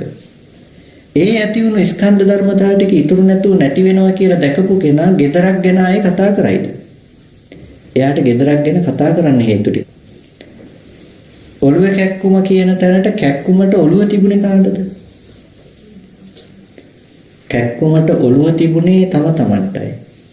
නමුත් ඕගොල්ලෝ ඔළුව කැක්කුමද වින්දේ කැක්කුමද වින්දේ? කැක්කුම විඳින තැනක කැක්කුමට ඔළුව තියන්නේ ඕගොල්ලෝ. කකුල කැපිලා කකුල රිදෙනකොට කකුලේ වේදනාවක් එනකොට බොරු නම් කකුල ටිකක් උනිටගෙන බලන්න. ඕගොල්ලෝ වේදනාව දැනෙනවද කකුල දැනෙනවද කියලා? වේදනාවද දැනෙන්නේ මේ ඕගොල්ලෝ පේන කකුල කාටවත් දැනෙනවද? වේදනාවක් දැනෙන්නේ. වේදනාව දැනෙන තැනක ඕගොල්ලොන්ට කකුලක් දැනෙන්නේ නැහැ. අඩි 5ක 6ක ඇඟක මේ කකුලටයි දැනෙන්නේ කියලා කකුල හදලා දෙන්නේ කොතනින්ද? තමන්ගේ මනස තුල. අර වේදනාවට කකුල තියලා ගැට ගන්නවා මේ පැත්තේ සංඛාරය තුල. වර්ණ සටහන තුල හදාගත්ත වර්ණ සටහන රැස් කර ගැනීම තුල මෙහි හදාගත්ත කකුල ඔයගොල්ලෝ දකින්නේ කොහෙන්ද? බාහිර එළියේ තියනවා කියලා. එළියේ දකින්න කකුලට ඔයගොල්ලෝ හිතනවා මේ පේන කකුල තමයි රිදෙන්නේ කියලා. පේන කකුල රිදෙනවා නම් පෙනීම තුළ ඕගොල්ලන්ට රිදීමේ වේදනාව එන්න වෙනවා. එතකොට ඕගොල්ලන්ට තුවාල දිහා බලන්න බැරි වෙනවා. ඒ පේන දේ රිදුනොත් එහෙම. ඒ නිසා පේන දේ රිදෙන්නේ නැහැ, ස්පර්ශයයි දැනෙන්නේ. ඒක නිසා රහතන් වහන්සේට ඔය වේදනාව නැති කරන්න බෑ. ඔය වේදනාව නැති කරන්න බෑ. කාය සංපස්සයෙන් හටගත්ත වේදනාව කාය සංපස්සේ අනුව විඳිනවම තමයි. හැබැයි මේ ස්පර්ශයට දේවල් තියලා බඳින එක, කකුල තියලා බඳින එක දුර වෙලා. මෘදු ස්පර්ශයක් ලැබුණොත් රහතන් වහන්සේට තේරෙනවා මේක මෘදුයි කියලා. හැබැයි මෘදු ස්පර්ශය ගැන ඇලෙන්නේ අපි ඕගොල්ලෝ මෘදු ස්පර්ශයටද ඇලෙන්නේ වස්තුවටද ඇලෙන්නේ? වස්තුව පැත්තට ඇලෙන්නේ. ඒකයි ඒ මෘදු ස්පර්ශය ලබන්න ඕන නම් වස්තුව හොයාගෙන යන්නේ. මේ පුටුවේ ඉඳගත්තාම නම් හරි ෂෝක් සැපයි කියලා හිතන ඕගොල්ලෝ ඒ පුටුව හොයාගෙන යන්නේ ස්පර්ශය කොහෙ තියෙනවද කියලා දකින්න නිසාද? ස්පර්ශය පුටුවේ කියලා දකින්න නිසා. හැබැයි රහතන් වහන්සේට ස්පර්ශය පුටුවේ වෙලා නැහැ. ස්පර්ශ ප්‍රත්‍යයෙන්ම තමන් හැදිලා ස්පර්ශ නිරෝධයෙන් නිරුද්ධ වෙලා කියලා දකින්න රහතන් වහන්සේට පුටුව හම්බෙලා නැහැ. ගැඹුරු වැඩිද දන්නේ නැහැ. එතකොට කවදාවත් පුටුව හොයාගෙන යන්නේ නැහැ අපි වගේ. කාමයේ පැත්තට වැටෙන්නේ නැහැ. අපි කාමයේ එළියෙන් දැකලා එළිය හොයාගෙන යන්නේ. රහතන් වහන්සේට කය පරිහරණයෙන් ගැනෙන ස්පර්ශය දැනෙනවා. ස්පර්ශයට අතවත්, ස්පර්ශයට පුටුවක් නැහැ. එතකොට ස්පර්ශ නිරෝධයෙන් නිරුද්ධ වෙන දර්ශනයක් හම්බෙනවා. ස්පර්ශයත් එක්කම තමන් හැදිලා ස්පර්ශ නිරෝධේ නිරුද්ධ වෙලා ඒ ස්පර්ශයේ පුටුවේ කියලා දකින්නේ නෑ රහතන් වහන්සේ. එතකොට ඒ තන අනිත්‍ය සාක්ෂාත් කරන රහතන් වහන්සේට කොයි වෙලාවකවත් ඇති බවට දෙයක් හම්බෙන්නේ නෑ. ඒ රැස් කර ගැනීමක් නෑ කොතනකවත්. ඒ තන නිරෝධය. හැම වෙලාවකදීම ඒ තන නිරෝධයක් පවතිනවා. ඒක නිසා දැන් ඒ වෙලාවේ වේදනාව විඳින බව තමන් වෙලා. තමන්ගෙන් තොර වේදනාවක් නැති වෙලා වේදනාවෙන් තොර තමන් නැති වෙලා. අපිට මගෙන් තොර වේදනාව තියෙන නිසා තමයි කකුල වේදනාව දැනෙන්නේ. අපි දකින්නේ වේදනාව විඳින ස්කන්ධ ටිකමයි මේ වෙලාවේ තමන් කියලා. ඒක නිසා අපි වේදනාවට තව දේවල් තියලා ගැට ගහගෙන එකම වේදනාව දෙපැත්තකින් විඳිනවා. කය පරිහරණයෙන් කයට ගැටෙන වේදනාවක් විඳිනවා. ඒ වේදනාව විඳින ගමන් අනේ මගේ කකුල කැපුණා කියලා කකුල කැප දෙපැත්තකින් විඳිනවා දැන්. කය පරිහරණයෙන් එන වේදනාව සහ කකුල කැපීමෙන් එන වේදනාව කියන දෙආකාර වේදනාව එකම වේදනාවක් ඇති කල්ලි විඳිනවා. එතකොට හැම වෙලාවකදීම මෙන්න මේ වේදනාවෙන් ඔළුවේ කැක්කුමෙන් මිදෙන්න ඕනේ. ඔළුව කැක්කුමෙන් මිදෙන්න නම් ඕගොල්ලන්ට ඔළුව හම්බෙලා නැති වෙන්න ඕනේ. ඔළුව හම්බෙන්නේ නැති වෙන්න ඕනේ. එතකොට දැන් ඕගොල්ලන්ට ඔළුවේ කැක්කුම අනිත්‍ය වීම සැපයක් වේද දුකක් වේද? හේතු ටික ඇතිකල්ලි හේතු නිරෝධයෙන් නිරුද්ධ වෙන ධර්මතාවයක් නම් එතකොට සැප වේදනාවත් එක්කම තමන් ඉපදිලා තමන් නිරුද්ධ වෙන බව තිබුණා නම් ඒ වෙලාවට දුක් වේදනාව නිට්ටය නැත්තම් ඒ වේලාවේ දුක් වේදනාව මේකට ගැට ගන්න නිසා නෙමෙයිද ඒකේ අනිත්‍ය සැප වෙන්නේ. සැප වේදනාව දැන් ඔළුවේ කැක්කුම හොඳයි කියන්නකෝ. හොඳ වුණා. දැන් හොඳ වුණ බව නිසා ඒ වෙලාවේදී කැක්කුම නැහැ. දැන් ඕගොල්ලොන්ට ඒ වෙලාවේ කැක්කුම නැති බවට දැනගන්න ස්කන්ධ ටිකනේ තියෙන්නේ. ඒ වෙලාවට තමන් මොකද්ද කැක්කුම නැති බව දැනගන්න ස්කන්ධ ටික. ඒ ස්කන්ධ ටික ඇති කල්ලි දැන් තමන්ගේ හිතෙන් ගෙනල්ලා දෙන සංකාර නිමිත්ත මොකද්ද? ඔළුවේ කැක්කුම හොඳ වුණා. ඒ කැක්කුම දැන් තියනවද? නෑ ඒ කැක්කුම දැන් නැහැ. නමුත් හිතෙන් ගෙනල්ලා දෙනවා ඔළුවේ කැක්කුම හොඳ වෙලා කියලා. අතීත සංඛාරේ නිත්‍ය හැටියට ගෙනල්ලා දෙනවා ඔළුවේ කැක්කුම. තිබ්බ ඔළුවේ කැක්කුම. තිබ්බ දේ දැන් නැති වෙලා. දැන් නැති වෙච්ච දේ තමයි දැන් සැපයි කියන්නේ. දැන් එතකොට මේ නිත්‍ය බව තුළ නෙමෙයිද මේ ඔළුවේ කැක්කුම සම්පූර්ණම නැති වුණු ඔළුවේ කැක්කුම සැප උනේ. නිත්‍ය සංඥාව තුළ.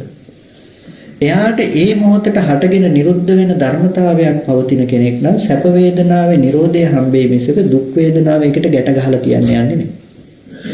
දුක් වේදනාව ගැට නොගැහුවොත් අන්න එයාට දුක් වේදනාවෙනුත් මිදෙන්න පුළුවන් සැප වේදනාවෙනුත් මිදෙන්න පුළුවන්. එයාට කොටින්ම නිත්‍ය වශයෙන් ගන්න තැනක් හම්බෙන්නේ නැහැ. ඒක නිසා ඔයගොල්ලන්ට ඔළුවේ කැක්කුමේ අනිත්‍ය ගැන නැවතත් ප්‍රශ්නයක් මතුනොත් ඔය කියපු කාරණා ටික දැන් නොතේරුණත් පස්සේ හරි නැවත අහලා බලන්න.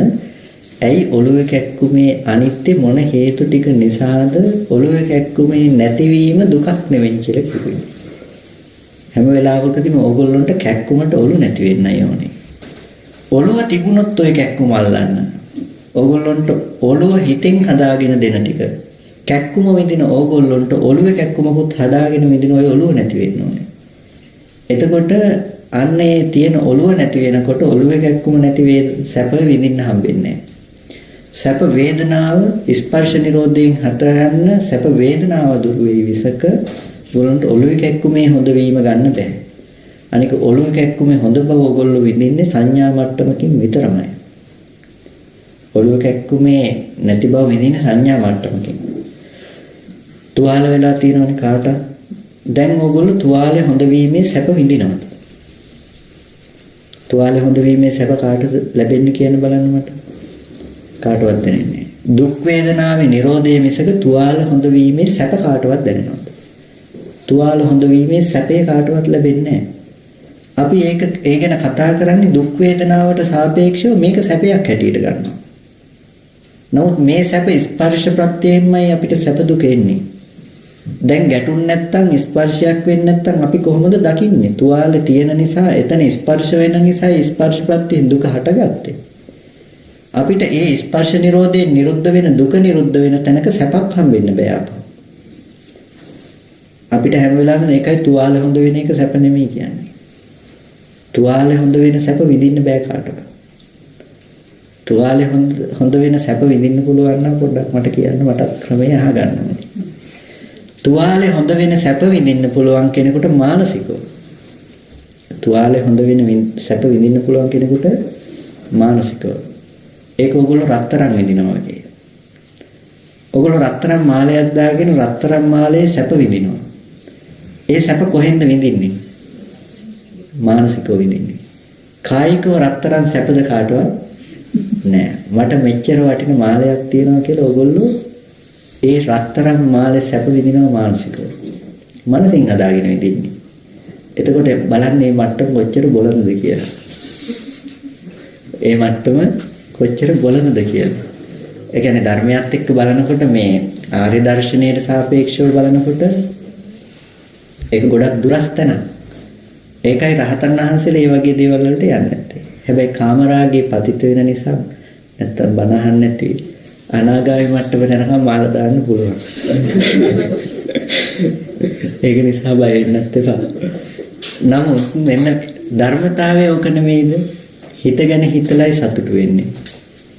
ඕගොල්ලෝ බොහෝම වටිනා මාලයක් කියලා වටිනාකම පරීක්ෂා කරන්න බැරි වෙන්න හදපු ඉමිටේෂන් එකක් ගෙනල්ලා දුන්නොත් ඕගොල්ලෝ බොහොම ලස්සනට පළඳී ඒක මෙච්චර වටින මාලයක් කියලා හිතේ සතුටින්. හැබැයි යම් කිසි දවසක ඕගොල්ලෝ දැනගත්තොත් හදිස්සියේ මාලය අරගෙන ගිහිල්ලා මේක ඉමිටේෂන් මාලයක් කියලා එදා ඉඳන් ඕගොල්ලන්ට ඒකේ වටිනාකමක් නැති වෙයි. ඒ වටිනාකමක් දැනගත්තට නැති නැහැයි කියලා දැනගත්තට පස්සේ ඕගොල්ලන්ට ඒ වස්තුව අගින්නේ නැති වෙයි, වටින්නේ නැති වෙයි. ඒක නැති වුණාට පස්සේ අර අච්චර නැති වෙච්ච දේ හොයන දුක ඕගොල්ලන්ට එන්නේ නැති වෙයි. එතකොට දැන් ඒ වටිනාකම තිබුණේ ඕගොල්ලෝගේ මනස මත නෙමෙයිද? මුල් කාලෙම ඔක නැති වුණා නම් අර දේ පරීක්ෂා කරලා බලන්න කලින් නැති වුණා නම් ඕගොල්ලෝ මොන දුකක් විඳීද? මේ මාලේ නැතිවීම තුල මෙච්චර වටින මාලයක් මට නැති වුණා කියන දුක ඕගොල්ලොන්ට තියෙයි. ඊට පස්සේ දවසක මේ මාලෙම හම්බෙලා නැවත වටිනාකම් පරීක්ෂා කරලා බලනකොට ඉමිටේෂන් කියලා දැනගත්තොත් ඊට පස්සේ නැති වුණොත් ඕගොල්ලෝ හොයන්නෙත් නැති වෙයි අප්පා. ඇයි ඒක වටින්නේ නැති නිසා. දැන් ඔය වටිනාකම තිබුණේ තම තමන්ගේ හිත පැත්තෙන් නෙමෙයිද? තම තමන්ගේ හිත පැත්තෙන්. ඒ කියන්නේ දැන් මාලේ වටිනවා කියලා වින්දේ තමන්ගේ මනස නෙමෙයිද? මාලේ වටිනවා කියලා තමන් වින්දේ තමන්ගේ මනස. නැතිනම් රත්තරන් ස්පර්ශ වුණේ නැහැ කාටවත්. ඒ වගේම තමයි ඔයගොල්ලන්ට තුවාලේ නැති සැප විඳින්නත් බෑ කවදාවත්. තුවාලෙන් එන ස්පර්ශ ප්‍රත්‍යයෙන් හටගන්න දුක් වේදනාව විඳින්න පුළුවන්. ඒ හැබැයි තුවාලේ හොඳ වීමෙන් එන සැප විඳින්න බැරි වෙයි. ඕගොල්ලන්ට හැම වෙලාවකදීම දුක් වේදනාව විඳින වෙලාවට අනාගතයේ නිත්‍ය වෙන බව තුලයි සැප වේදනාව ඇති වෙන්නේ. අල්ප ගෙදර මිනිස්සයා බනිනකොට ඕගොල්ලන්ට බනම තුල දැන් දුක් වේදනාව එනවා. දැන් නොබැන ඉන්න වෙලාවට ඕගොල්ලොන්ට නොබැන ඉඳීම සැපයිද? නොබැන ඉන්න හැම වෙලාවකදීම ඕගොල්ලෝ දැන් ඕගොල්ලෝ කවුරුත් දැන් විඳිනවද අල්ලපු ගෙදර මිනිස්සයා ඕගොල්ලන්ට නොබැනීමේ සැප දැන් විඳිනවද කවුරුත්? නැහැ. නමුත් බනින වෙලාවට ඕගොල්ලෝ දුක විඳින්නේ නැද්ද? ඒ දුක විඳිනවා. ඇයි සද්ද මෙහි ඇත්ත කරගන්න එක නිසා මේ පැත්තෙන් විඳිනවා. දැන් නොබැනීම ගැන විඳින්න බෑ ඕගොල්ලොන්ට කාටවත්. හැබැයි මනස පැත්තෙන් විඳින්න පුළුවන්. ඕගොල්ලෝ හිතුවොත් මෙහෙම අපේ ඉන්න අසල්වැසියෝ හරි හොඳයි. කිසිම කෙනෙක් කිසිම හිතේ රිදවීමක් කරන්නේ නැහැ. හරි හොඳ පිරිසක් ඉන්නේ කියලා හිතනකොට ඕගොල්ලන්ට යන සැහැල්ලුවක් නැති වෙයිද? දැන් මේ සැහැල්ලුව ඕගොල්ලෝගේ මානසිකාරය නිසා හිත තුල හදාගත් එකක් මිසක බාහිරින් ආපු දෙයක්ද? බාහිරින් ආපු දෙයක් නෙමෙයි. බනිනකොට දුක ආවා කියලා හිතුවේ බැනුමේ දුක හදාගත්තෙත් ඕගොල්ලෝ තුලමයි. මට ඉන්නේ මෙහෙම අසල්වැසියෝ පිරිසක් කියලා යම් පීඩනයක් හදාගත්තා නම් ඒ පීඩනෙත් Taman තුලමයි. නැති කල්ලි හදා ගන්නවා නම් ඒකත් Taman තුලමයි. ඒ වගේම කායික දුක් වේදනාව ඇති කල්ලි කායික දුක් වේදනාව හදාගන්නෙත් ඕගොල්ලෝ තුලමයි. නැති බව විඳිනවා නම් විඳින්නේ Taman තුල හදාගත්ත දෙයක් තුලමයි. කාලෙකින් මෙච්චර දුකක් මට තිබුණ වේදනාවක් දැන් ඒ වේදනාව නැහැ කියලා නැති සැපක් විඳිනවා නම් ඒක මනස නෙමෙයිද පද්දුවේ? මනස තුල. එතකොට දුකක් උපද්ද ගත්තා නම් ඒ දුක ගැන ඒක දුකයි කියලා දුක ගැන හිත කකුලේ දුක හදාගත්ත හිතෙන් නෙමෙයිද? ඒකත් විඳ හිතින්. ඕගොල්ලෝ හිත පැත්තෙන් විඳීමක් විසගන්තිනේට බාහිරින් හිතලා නෙමෙයි. ඒක නිසා ඕගොල්ලෝ හිතා ගන්න ඒ දුකට කැමැති වුණත් අකමැති වුණත් කැමැති වෙන වස්තුව එළියේ හම්බෙලා නම් ඒකමයි නිත්‍ය සංඥාව, ඒකමයි දුකට මුල. ඇයි දුකට මුල කියන්නේ? අල්ලපු gedara මිනිස්සයාට කැමැති වුණත් අකමැති වුණත් ඒක අපිට ඒකට කැමැත්ත අකමැත්ත පසකින් තැබේවා. අල්ලපු gedara හම්බෙන්නේ මොකක් නිසාද? මෙහෙ අට ගන්න ධර්මතාව ටික නොදන්න නිසා. මෙහෙ ගේ හදාගත්තේ කියලා නොදන්න නිසා එහෙ gedara තියනවා. එහෙ gedara තියනවා කියන එකෙන් කියනවා මෙහෙ මම ඉන්නවා. දැන් භවය නෙමෙයිද මේ? ඒ අරමුණ තුල හදාගත්තේ අපි භවය. කාම භවය රැස් කරගත්තේ. දැන් කාම භවයට ඊළඟ මොහොතේ විපාක.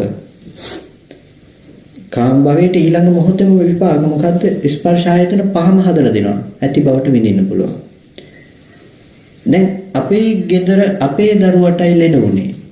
දැන් ඊළඟ මොහොතේ දරුවා ලෙඩ වුණ බවට හේතු වුනේ ඒ සංඥා මනසිකාරය ආවේ මේ ආයතන ටික දැන් හදාගත්ත නිසා නෙමෙයිද? ආයතන ටික හදාගත්ත නිසා අර ගේ කියන තැන ඇත්ත නොදැක්ක නිසා දැන් දරුවා ලෙඩ වීමේ දුකත් හම්බුණා. මේ ප්‍රිය දරුවයි අප්‍රිය ගෙදරයි තියෙන එකම මට්ටමේ කියලා ඔයගොල්ලෝ හිතාගන්න. ප්‍රිය ගෙදරයි අප්‍රිය දරුවයි අනිත් පැත්තට ප්‍රියමනාප දරුවයි අප්‍රිය ගෙදරයි තිබුණේ එකම මට්ටමේ එකම තලයක. ඒ තමයි ඇති බවට ගැනීම තුල. ඔයගොල්ලෝ ප්‍රිය දරුවා දිහා බලනකොට අප්‍රිය ගෙදර හදා ගන්නත් පුළුවන්. අප්‍රිය ගේ දිහා බලනකොට ප්‍රිය දරුවා හදා ගන්නත් පුළුවන්. ඒක නිසා ඔයගොල්ලන්ට දුකෙන් මිදෙන්න බෑ. මේ වස්තුව එළියේ ඇති තාක් ඔයගොල්ලන්ට ඇති බව තුල ගන්න හදන දුකෙන් මිදෙන්න බෑ. භව දුකෙන් මිදෙන්න හම්බෙන්නේ නෑ. ඒක නිසා භව දුකට තියෙනවා. ඔයගොල්ලන්ට දුක නැති කරගන්න පුළුවන් අල්ලපු gedara මිනිස්සයා නැති වෙච්ච තැනක. ඇයි? අකමැත්ත නිසා. ඒක මාර්ගයක් වෙයි. හැබැයි මාර්ග සත්‍යයෙන් නැති කරගන්න නම් ඔයගොල්ලන්ට gedarම නැති වෙන්න වෙනවා. ඒක නිසා ඔයගොල්ලන්ට කැමැති අකමැති නොවි ඉන්න ඔයගොල්ලන්ට gedarak හම්බෙන්නේ නැතුව ඉන්න වෙනවා. ඒක නිසා කැමැති අකමැති නොවි ඉන්න හදන්න එපා. තියෙන gedarට කැමැති වුණත් වැරදි, අකමැති වුණත් වැරදි, තියෙන gedara උපේක්ෂා සහගත වුණත් වැරදි. ඒක නිසා ඔයගොල්ලන්ට ගේ හදාගත්ත තැන ඇත්ත දකින්න වෙනවා. ඒ ඇත්ත දකින්න යම් සිහියක් පවත්වනවා නම් අන්න ඒ සිහියට කියනවා සම්මා සතිය. ඒ සිහියට කියනවා සම්මා සතිය. මනාව පවත්වපු සිහිය. ඒකට කියනවා මාර්ග සත්‍යයක්. ඒ මාර්ග සත්‍යයෙන් පෙන්වේ ඔය ඇත්ත. එතකොට එතන යෙදෙන සිහිය සම්මා සතිය වස්සග්ග පරිණාම වූ සම්මා සතිය. දැන් ඔබට කයක් නැති වෙන්න ඕනේ. කයano බලමින් වාසය කරන්න සතිපට්ඨානයේ සිහිය අලවන්න කයක් නැති වෙන්න ඕනේ. ඒ කයෙන් මිදිලා සතිපට්ඨානයේ තුල කය ඇත්ත කරගෙන හිත එකඟ කරලා සතිපට්ඨාන භාවනාව තුල ඔබට කයක් නැති කරගන්න. එතකොට එතන රූපේ නැති බවට ගිහිල්ලා. එතකොට හැම වෙලාවකදීම හිත දිහා බලාගෙන ඉන්න කිව්වත් වැරදි කියලා කිව්වේ හිත ඇත්ත වෙලා නම් රාග සහිත සිත, ද්වේෂ සහිත සිත, මෝහ සහිත සිත පතිත වෙලා තියෙන රූපේ ඇත්ත බවට යන්නේ එක තුල. රූපේ ඇත්ත බවට ගන්න එක තුල තියෙන මේ සංකල්පේම වැරදි නම් ඕගොල්ලන්ට රූප නිරෝධය සාක්ෂාත් කරන්න වෙනවා. ඒක නිසා මෙන්න මේ සම්මා සතිය කියන තැනට ඕගොල්ලන්ට එන්න සිද්ධ වෙනවා. ඔය කාරණාව පිරිසිඳ දකින්න අවශ්‍ය නම්. එතකොට ඔන්න සම්මා සතිය ඉවරයි. එතකොට දැන් ඊළඟ එක දෙමු. අද පුළුවන් නේද ඉන්න ඔක්කොටම ඉවර කරන්න. එතකොට සති සම්බොජ්ජංගේ අන්න ඔය විදිහට වස්සග්ග පරිණාම කොට නිවනට නැඹුරු වූවක් කොට වඩන්න Taman දක්ෂ වෙනවා. අමතක කරන්න එපා මේ පෙළ අපි ගත්තේ නිකන් නෙමෙයි මේ මහා චත්තාරීසක සූත්‍රයේ සම්මා දිට්ඨියෙන් උපද්දපු සම්මා සංකල්පනාව තුළ පවත්වන සිහිය මේක කියලා. සම්මා දිට්ඨියෙන් උපද්දපු සම්මා සංකල්පනාව තුළ පවත්වන සිහිය මේ කතා කරේ. එතකොට මේ ධර්මතාව ටික තුල කතා කරන්නේ. ඒකයි මේ තියෙන පොත පොඩි එකක් පොත අරගෙන ඉන්නේ මට තව සංයුත්ත නිකායේ පොත එහෙම අරගෙන ආවේ නැහැ. ගොඩක් උත්සාහයෙන් ඉන්න බැරි නිසා. මොකද මේ වලට දැන් අලුතෙන් රැලි නගිනවා මේ පොත්වල තියෙන දේ ජීවිතේට අදාළ නැහැ කියලා. නමුත් මේ පොත්වල තියෙන දේ තමයි අපිට ජීවිතේ ධර්ම යෙදෙන්න තියෙන මාර්ගය. අපි මොකක් හරි කිව්වා කියලා හරියන්නේ නැහැ. ඒක නිසා බුදුරජාණන් වහන්සේ දේශනා කරපු දහම් පෙළට මේක හැම තැනකම එකඟ වෙන්න අවශ්‍යයි. ඒක නිසා ඕගොල්ලන්ට පේන්න ඕනේ සූත්‍රය කියලා තියෙන ජීවිතේ තියෙන දේ. ජීවිතේ තියෙන දේ සූත්‍රයේ තියෙන්නේ. ඒක ගලප ගන්න බෑ කියලා මට හරියන්නේ ඒක මට ගැලපෙන දේ හරි කියලා තමන්ගේ දේ ප්‍රකාශ කරලා හරියන්නේ පොත ප්‍රතික්ෂේප කරලා. ඒක එහෙනම් ගැලපෙන්නේ නැත්තම් නොගැලපීම ඇති වෙන්නේ තමන්ට තැනක වැරදුන නිසා. වැරදුන තැන හදාගන්නේ නැතුව අපි කියනවා නම් පොතේ තියෙන පොත්තරදී කියලා. ඒක සාධාරණයි. ඒක කවදාකවත් සහේතුක වෙන්නේ නැහැ. මොකද ගොඩාක් වෙලාවට අලුත් පරම්පරාව කැමති පරණ ආපු දෙයයින් කරන්න. වෙනසක් හොයනවා හැම වෙලාවෙම. ඒ වෙනස හොයන්න කලින් තිබුණ දේ හොඳ නරක විමසන්නේ නැතුව අපි හොයනවා නම් අලුත් වෙනසක්. ඒ වෙනස පරිහානීය ලක්ෂණයක්. ඒක පරිහානීය ලක්ෂණයක්. බුදුරජාණන් වහන්සේ මේක දේශනා කරනවා පරිනිර්වාණ සූත්‍රයේදී. ලිච්ඡවීන්ගේ අපරිහානීය ධර්ම ගැන කතා කරනකොට හොඳට බලන්න පණවගෙන ආපු දේ තියෙනවා නම් පණවගෙන ආපු ඒ ක්‍රමයේ යම්කිසි කෙනෙක් වෙනස් කරලා අලුතෙන් කරන්න හදනවා නම් ඒක වැඩිවීමට ලක්ෂණයද පරිහානියට ලක්ෂණයක්ද? ඒක පරිහානියට ලක්ෂණයක්. ඒක නිසා ඒක පරිහානීය ලක්ෂණයක්. ඒක නිසා තමයි අපේ මහරහතන් වහන්සේලාගේ යුගයේ ඉඳලම පිටකය ආරක්ෂා කරගත්තේ. ත්‍රිපිටකයට තව කොටස් දාන්නේ නැතුව අලුතෙන් කොටස් එකතු නොකර මේක රැකගෙන ආවේ ඒකයි. මේ ත්‍රිපිටකය ඒ විදිහටම ආරක්ෂා කරගෙන ආවා. තුන්වෙනි ධර්ම සංගායනාවෙන් පස්සේ ආයෙ එක කොටසක්වත් මේකට එකතු කළේ නැහැ බුද්ධ ජයන්ති පරිවර්තනය වෙනකම්. බුද්ධ ජයන්ති පරිවර්තනයෙන් පොඩි වරදක් කළා හැබැයි. ප ဋ ාණ ප්‍රකරණයේ අගට එකතු කළා එක කොටසක්. ප ဋ ාණ ප්‍රකරණයේ සිංහලට පරිවර්තනය වෙලා නැහැ. ඒක නිසා අගට එකතු කළා සම්ණය. අන්න ඒක වැරදි. ඒ වැරදි සම්ණය වෙනම තිබ්බට කමක් නැහැ. හැබැයි ත්‍රිපිටක ග්‍රන්ථවලට එකතු කරාට පස්සේ කාලෙකදී ත්‍රිපිටකයේ විදිහට නැවත හම්බෙනවා ඒක පිටකේ කොටසක් විදිහට. අන්න ඒක නිසා ඒක වැරදි. නමුත් ඒ වෙනකන් එතන අතරතුර යුගයේ කතා පිටකේ කොහෙවත් ඇත්තේ නැහැ. හැම ත්‍රිපිටකයක්ම අපේ හැම පිටකේ තියෙන හැම කරුණක්ම අපේ ජීවිතේට යෙදෙන තැන් තියෙන්නේ. හැම අභිධර්ම කාරණයක්ම ජීවිතේට යෙදෙන තැන් තියෙන්නේ. මොකද ජීවත් වෙන තැන පිරිසිදු දකින්න නෙමෙයි නම් මේ ධර්ම දේශනා කළේ ඒ ධර්ම ඇති වැඩක් නැහැ.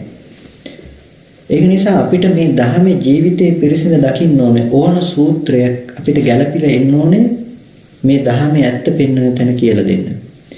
ඒක නිසා අපිට හැම වෙලාවකදීම මේ පොත ප්‍රතික්ෂේප කළා කියන එක අපේ නොහැකියාව කියනවා මිසක ඒක හැකියාවක් නෙමෙයි.